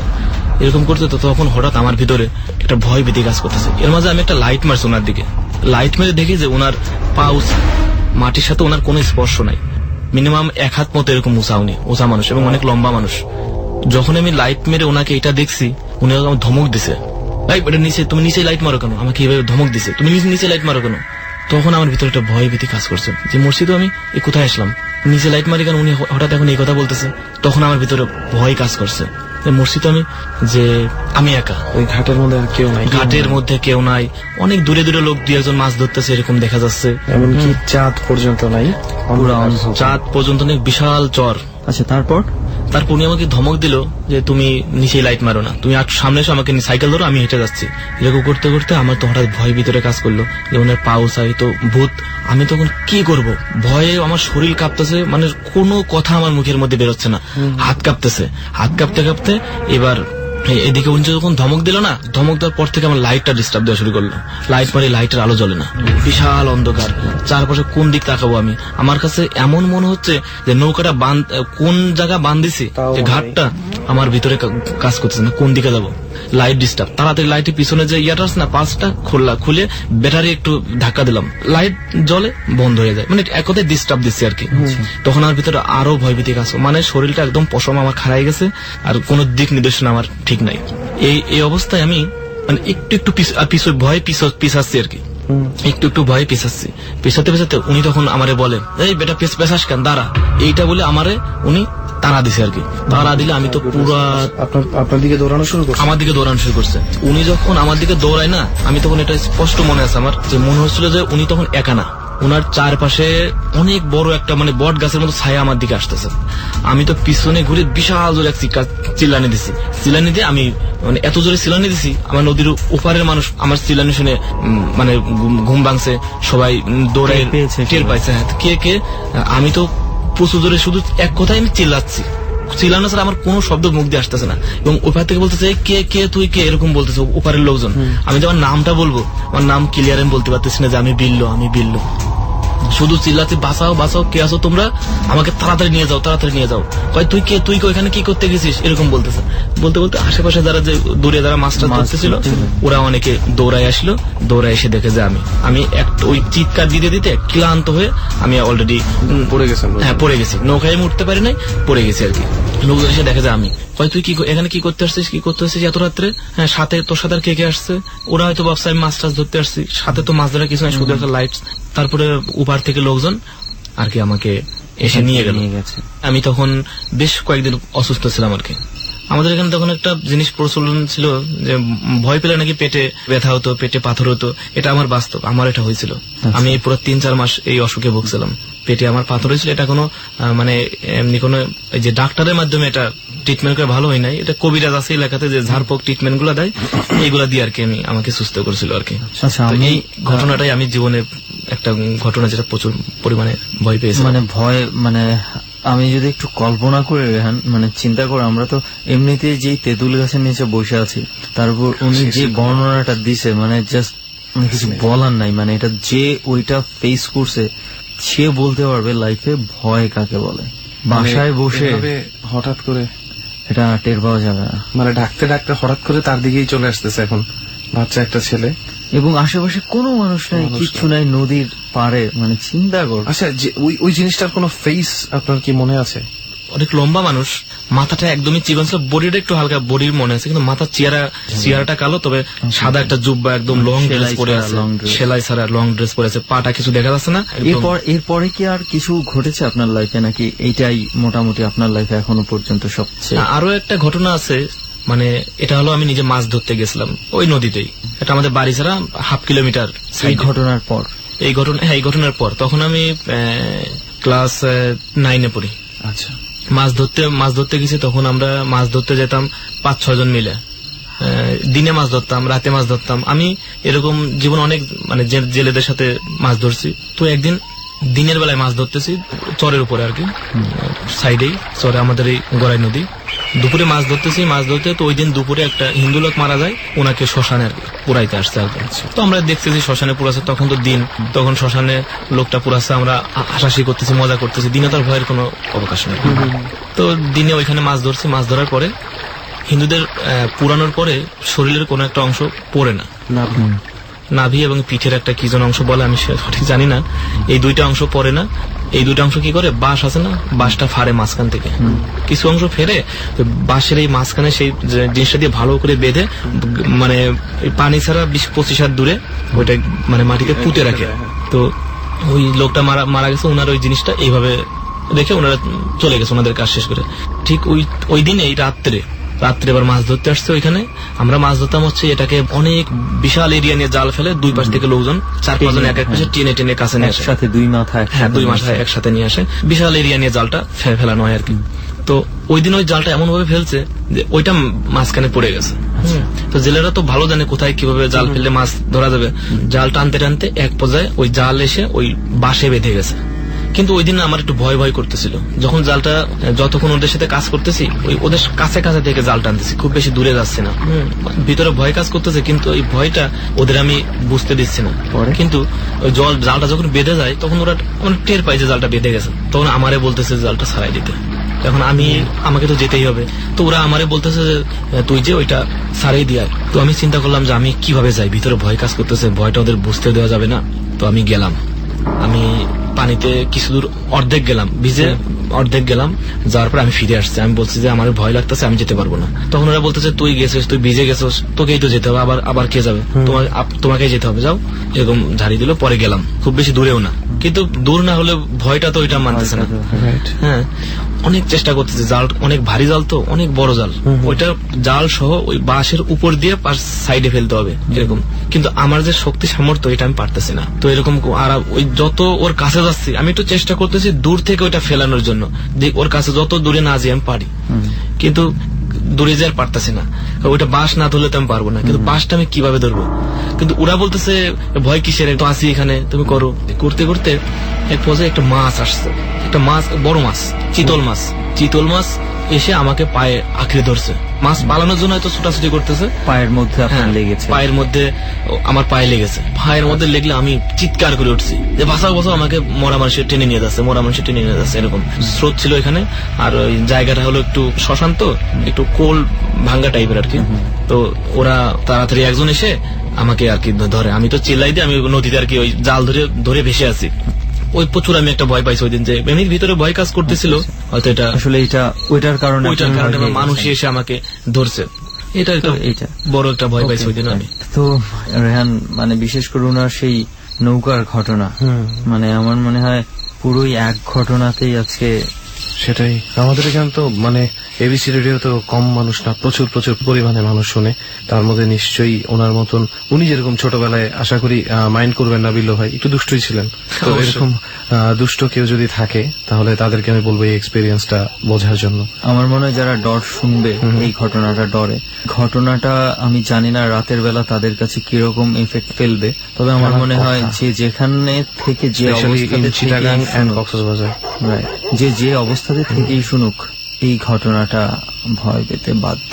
ভয় আমি পাওয়ার পর থেকে আজও আমি রাতের বেলায় কোনো কিছু দেখলেই কেমন যেন ভয় পাই আমি, সেই ভয় এখনো ভিতরে আমার কাজ করে। না আসলে আপনার গল্পটা অন্যরকম ভাল লাগছে, আর আমাদের সাথে তো আরো মানুষ আছে, তাই না সুমন? আপনার নামটা বলতে চাচ্ছি না। আচ্ছা, আপনি নাম বলতে চাচ্ছেন না। আচ্ছা, আপনি যেহেতু নাম বলতে চাচ্ছেন না, সমস্যা নেই। আমরা সেক্ষেত্রে রেহান এক কাজ করে ওনাকে আমরা ভাই নামেই বলি। অবশ্যই। হ্যাঁ, ঠিক আছে ভাই। তাহলে আপনি যেটা বলছিলেন যে আমরা একটু মানে আপনাকে দেখেও যেটা বুঝতে পারছি যে আপনি খুব বেশি কথা বলতে যাচ্ছেন না, আপনি একটু কম কথার মধ্যেই সবকিছু শেষ করতে চান। মানে আমার সন্ধ্যার পরে পুরোপুরি আমি একা হয়ে যাই, আমার সাথে কেউ থাকতে পারে না, আমার কোনো বন্ধু বান্ধব কেউ সাথে থাকতে পারে না, বন্ধু বান্ধব কেউ থাকতে পারে না, শুধুমাত্র আমার যারা রিলেটিভ, যাদের সাথে আমার মা বাবা কিংবা আমি সব ব্যাপারগুলো শেয়ার করছি, তারা যারা জানে, অনেকেই সন্ধ্যার পর আমার সাথে থাকতে চায় না। কেন? আমার সাথে কেউ থাকে, এমন কেউ থাকে যে সে পৃথিবীতে নাই। আমার কিছু দু একটা বন্ধু মারা গেছে স্কুল লাইফে, তারপরে গাড়ি অ্যাক্সিডেন্টে কিংবা যে কোনো কারণে, তারা আমার সাথে থাকে। এদের সবারই কি অস্বাভাবিক মৃত্যু হয়েছে? না, স্বাভাবিক অস্বাভাবিক মানে মোটামুটি যাদের আপনি বলতে যাচ্ছেন যে এমন কিছু মানুষ আপনার সাথে থাকে যারা অলরেডি পৃথিবীতে আর এক্সিস্ট করে না। না, যেমন এসএসসি করে যখন ঢাকা আসছি, ঢাকা আসার পরে বাবা যখন বাইক কিনে দিচ্ছে, তখন মানে নতুন নতুন বাইক চালাই এবং অনেক ফ্রেন্ডরা স্ট্যান্ডও করে। স্টান্টের কথা বলছেন আপনি, বাইকের স্টান্ট যে দেখানো হয়, তখন এটা এত অ্যাভেলেবেল না হইলো। মানে আমরা যে পাশে ছিলাম ঢাকার ওই পাশে অতটা দতরিয়া না, ওইটা করতে যায় সোনারগাঁ রোডে আমাদের একটা বন্ধু মারা গেছে গাড়ি অ্যাক্সিডেন্টে, এবং ও লাস্ট আমি ক্যারি করছি সোনারগাঁ থেকে ঢাকা পর্যন্ত আনার জন্য। তখন টেম্পুতে নিয়ে আসছিলাম, আমার কোলে ছিল, তো ও আমার সামনে হুন্ডা চালানোর সময় প্রায় ও আমার সাথে থাকে। বুঝতে পারলাম না, মানে আপনি যখন হুন্ডা চালান আপনি অনুভব করেন যে আপনার এই বন্ধু আপনার? ভাইয়া, অনুভব একটা ব্যাপার, একটা মনে একটা অনুভব, আমি শারীরিক অনুভব করি যে ও আমার পিছনে বসা, ও আমার ধরে রাখছে, কিংবা ওর পায়ের সাথে আমার পা লাগতেছে, এরকম একটা যে। আচ্ছা, ওর কথা আলাদা ভাবে যদি না বলি, মৃত মানুষের সাথে আপনার যে কানেকশন, ঠিক আছে, যেটা প্রায়ই হচ্ছে মাঝে মাঝে, আপনি কি এটার কোনো কারণ খুঁজে পাইছেন? না, এখন পর্যন্ত। তারা কেন আপনার কাছে কি কোনো খবর দিতে আসে যে আমার এই জিনিসটা দরকার, বা এই জিনিসটা আমার শেষ হয়নি, এই জিনিসটা তুমি শেষ করে দাও, এরকম কেউ কোনো মেসেজ টেসেজ দেয় না, কিন্তু মানে দেখি যতটা, অনুভব করিও ততটা। তো আপনি এগুলো দেখে মানে আপনার ভয় লাগে না? বা প্রথম খুব ভয় লাগতো। প্রথম বাবা মার বলতাম, ঢাকাতে আসার পরও একা থাকতে পারতাম না।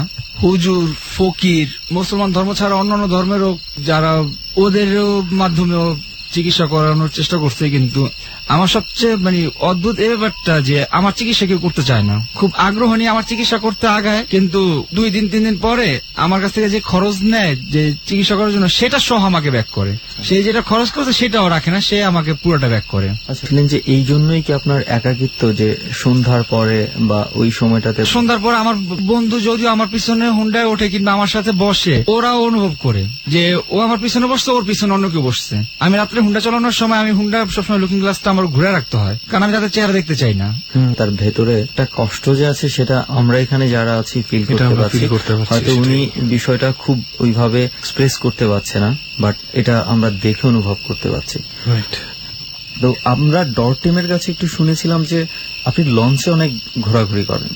লঞ্চের এত ঘোরাঘুরি কেন হয়? আমাদের বাড়িটা যে এখানে নদীপথটা প্রধান মাধ্যম লঞ্চে যাতায়াত করতে। হ্যাঁ, তো সবসময় আমরা যাই। আমরা বছর 1.5 আগে লঞ্চে যাচ্ছি, রাত্রে লঞ্চে। তো সদরঘাট থেকে ছাড়ার পরে রাত্রে 11:30-12টার দিকে ছাদে গেছি। ছাদে যাওয়ার পরে ব্রিজের সামনে যেতে লেগেছি, যেখানে চালানো হয়, তার সামনে যাওয়ার জন্য আগাইছি। এর মধ্যে দেখলাম যে দুনো সাইডে লাগানো, এক সাইডে লাগানো, তো ঘুরে আরেক সাইডে গেছি, তো লাগানো। লঞ্চ স্টাফদের ডাকলাম, বললাম যে খোলো, আমি সামনে যাবো। ভাই সামনে যায় না, দাঁড়াইতে পারবেন না, দেওয়া দরকার নেই। আমি বললাম দাঁড়াইতে পারবো না, কি লেগে? কয় না ভাই, দেওয়া দরকার নেই, দাঁড়াইতে পারবেন না। মেজাজটা খারাপ হয়ে গেল যে গরমের দিন, শীত, বাতাস লাগে না, কেবিনের ভিতরে ফ্যান চললে কিন্তু কোনো ইয়া না, তো এবার বাজে রাত্র 12টা 1টার মতো, যে এখন সামনে যাইতে পারে যায় দাঁড়াইতে পারবো নয়, এটা ক্লিয়ার কইতাছে। চিৎকার 2-3 বার চিল্লাচিল্লি করার পরে ও খুলে দিছে, খুলে গেছে যে আচ্ছা দাঁড়াইবেন, দাঁড়ান, পরে কিছু কইতে পারবেন না। তো খুলে দেওয়ার পরে দেখলাম যে ভিতরে ওরা 2 জন আছে, ওদের যে মানে যে স্টারিংটা ধরা, ও আমার দিকে তাকায় রয়েছে পুরা মানে রাগ চোখে, ওর হাতে সিগারেট, ও সেই অবস্থায় চালিয়ে যাচ্ছে। তো আমি ওর দিকে তাকায় একটা হাসি দিয়ে বললাম যে কি হয়েছে, আপনার আইতে না করলাম, এরপর আপনি আইলেন, একথা কয়ে থামিয়া গেল। থামিয়া যাওয়ার পর আমি সামনে দাঁড়াইলাম, সামনে দাঁড়ায় সিগারেট ধরাইছি। এর মধ্যে আমি যে পাশে দাঁড়ানো, লঞ্চের সামনের সাইডটা মানে নাকের মতো এরকম থাকে কোণের চান, আমি এক পাশে দাঁড়ানো, একটা দড়ি বাঁধা, দড়ির উপরে মানে এক পা উঠে দাঁড়াইছি। এমনি দেখি দড়ির অপর প্রান্তে যে পাশে বাঁধা, সেখানে একটা মহিলা দাঁড়ানো, অস্বাভাবিক ভাবে দাঁড়ায় রয়েছে, চুল উঠতেছে। আমার এই পাশে কোনো বাতাস নেই, ভাবসা গরম একটা, কিন্তু ওনার এই পাশে ওনার আঁচল উঠতেছে, চুল উঠতেছে। আমিও তাকায় রয়েছি, আমি ওদের দিকে ব্রিজে তাকানোর পরে দেখলাম যে ওরাও তাকায় রয়েছে, ওরা অনেকটা মানে ভীতু ভাবে তাকায় রয়েছে, যে হ্যাঁ মহিলার দিকে ওরাও তাকাইছে। তো লঞ্চ মোটামুটি স্বাভাবিক গতি ছিল। তো এর মধ্যে যে মাস্টার থাকে, মাস্টার লঞ্চ থামাই দিচ্ছে, লঞ্চ থামানো একেবারে থামানো যায় না কখনো, ইঞ্জিন বন্ধ করলো, লঞ্চ অনেক আগায়। তো আমি ওরা যা কইলাম যে আপনি বন্ধ করলেন কি লিগা, লঞ্চ এমন ইয়া করলেন কি লিগা, দোয়াদুর যা পারেন পরে, এতটুকু শুধু করলো। পরে আমি তাকালাম, দেখলাম মহিলাটা, আমি বললাম যে একটা মহিলা আপনিও দেখছেন, আমি হ্যাঁ দেখলাম তো, জান কি এমনি ঘুমাই থাকেন, আর কোনো কথাবার্তা করেন না। পরে যখন আমি দরজা ক্রস করে যখন সামনের দিকে মানে যে সাইডে তালা খুলা দিব দেখা ও বের হয়েছে ব্রিজ থেকে, তখন দেখলাম যে ওদের 2 জনের শরীরে একজনের শরীরে জামা কাপড় নেই। পরে আমি আর ওনাদের না থাকে পরে চলে গেলাম। পরে সকালবেলা যখন নামবো লঞ্চের থেকে, পরে দেখি যে নিচে বসা একজন, ঘাটে লঞ্চ ভিড়ছে 5টা 5:30টার দিকে, আমি নামছি দেরি কইরা। পরে জিজ্ঞেস করলাম যে কি কালকে এমন কি ভাই যা দেখছেন কেউ কাছে কোয়েন্ট হয় না, এডি হয় লঞ্চে, এবং আপনি আজকে দেখছেন, অনেকে দেখতে পারে, অনেকে সহ্য করতে পারে, অনেকে সহ্য করতে পারে না। আর আমার 2003-এর থেকে যে সমস্যা শুরু হয়েছে, ওইটার পর থেকে এটার আমার অস্বাভাবিক মনে হয়নি। আপনি তো এই ধরনের কিছু একটা সমস্যার মধ্যে দিয়ে যাচ্ছেন, তো এই বিষয়গুলো আপনার কাছে স্বাভাবিকই মনে হয়। তো সাধারণত কি মাস্টার ব্রিজে আপনি দরজা বন্ধ রাখার কথা বলছিলেন, বা এই ধরনের কারণেই কি দরজাগুলো কি রাতের বেলা বন্ধ রাখে বা কিনা? মনে হয়, কারণ ওরা সব সময় আপনি দেখবেন যে মানে আমি যেটা দেখছি, আমি যে সব লঞ্চে যাতায়াত করি, ওরা ওই 2 পাশে ধরে গেট থাকে, এগুলো লক করে রাখে, ওরা সম্পূর্ণ ভিন্ন ভাবে লঞ্চ চালায়। 2006-এর শেষের দিকে রাত্রে এরকম লঞ্চে যেতেছি, লঞ্চে সব সময় যখন লাশ ক্যারি করে, লঞ্চের নিচে কখনো লাশ রাখে না, ডেকে রাখে না, দোতলায় কেবিনের পিছনে রাখে না, সবসময় ছাদে উঠাইয়া একবারে পিছনে রাখে, আর নাইলে একবারে সামনে রাখে। তো একদিন যাইতেছি, আমরা 2 দিনের ফ্রেন্ড ছিলাম, তো লাশের সাথে কেউ নাই, তো লাশ রেখে দিয়েছে। সাধারণত কোনো লাশ কেউ রাখলে কফিন বন্দি লাশ, কফিন না, কাঠের বাক্স, উপরে প্লাস্টিক দেওয়া। প্রথমে বুঝতে পারিনি, পরে রাত্রে লঞ্চে যাতায়াত করি, তো বন্ধু বান্ধব সবাই যদি একসাথে 4-5 জন থাকি, তাহলে পুরো লঞ্চ ঘুরি, লঞ্চে একটু কেবিনে বসি, একটু নিচে যা চা খাই, আর ক্যান্টিন গুলো থাকি নিচে, একটু ঘুরে পড়ি। তো ছাদে আসছি, মানে লঞ্চে বাতাস আছে, হালকা হালকা শীত পড়ছে, অক্টোবরের শেষের দিকে। আমরা কেউ বুঝি না, আমরা সবাই মানে লঞ্চের পিছনে বাক্স রাখা, তো আর আমরা কেউ কখনো যাই কি আছে, আমি আর আমার 2 বন্ধু যাই বসছি, 2 জন দাঁড়ানো, 3 জন বসা। বাক্সের উপরে বসছেন? হ্যাঁ, প্লাস্টিক করা, তো 2 পাশে যে লাশের বাক্স, তো মাথা কাছে পায়ের কাছে যে হ্যান্ডেল থাকে, হ্যান্ডেলও নাই। আপনারা বুঝতে পারেন না না। আর রাত্র তখন বাজে 10:30 মিনিট, 11:30 বসছি, বসে স্বাভাবিকভাবে সিগারেট খেতেছি, তো আমরা নিজের এটা বুঝিনি। এর মধ্যে এক লঞ্চের স্টাফ এসে যাচ্ছে যে বাইক কি করা, এই জায়গায় বসে দিলি, বললাম যে কি হয়েছে, তোকে সমস্যা কি, এই জায়গায় বলে কি বাইরে দিয়ে লাশ। এর কথা যখন করেছে, তখন সবাই দাঁড়ায় গেছে, দাঁড়ায় যা মানে দোয়া দূর যে যতটুকু পারি পড়ছি। পরে কেবিনে যা বসছি, কেবিনে যা বসে টাস টুস খেলতেছি, 4-5 জন, তো এক কেবিনের মধ্যে ঘুমানোর কোনো ইয়া নেই। এর মধ্যে লঞ্চের মধ্যে চিল্লাচিল্লি শুরু হয়েছে, কি হয়েছে জানার জন্য বাইরে হয়েছি। প্রথম মনে করছে জাকেট পড়ছে, শোনার জন্য এক স্টাফের ধরছি, যেটা আমাকে বলছে যে এটার মধ্যে লাস্ট। ওরা ডাক দিছি, কিরে কি হয়েছে, ভাই ঘটনাটা ঘটছে, এটা কখন যাবো না, প্যাসেঞ্জার মধ্যে কখন যাবো না। আমি বললাম কি হয়েছে ভাই জিগান না, আপনারা তো সবসময় যাতায়াত করেন, আপনারা জিগান না। আমি বললাম না কি হয়েছে। পরে আমার ইঞ্জিনের রুমের পিছনে লয়ে গেল, ওই যে অনেক সাউন্ড থাকে ইঞ্জিনের, লঞ্চ ইঞ্জিনের সাউন্ড প্রচুর থাকে। পরে যাই সামনে যে লাশের বাক্সের মধ্যে বসেছেন, লাশের বাক্স তো পুড়ে গেছে মানে পুড়ে যায় কেমনি।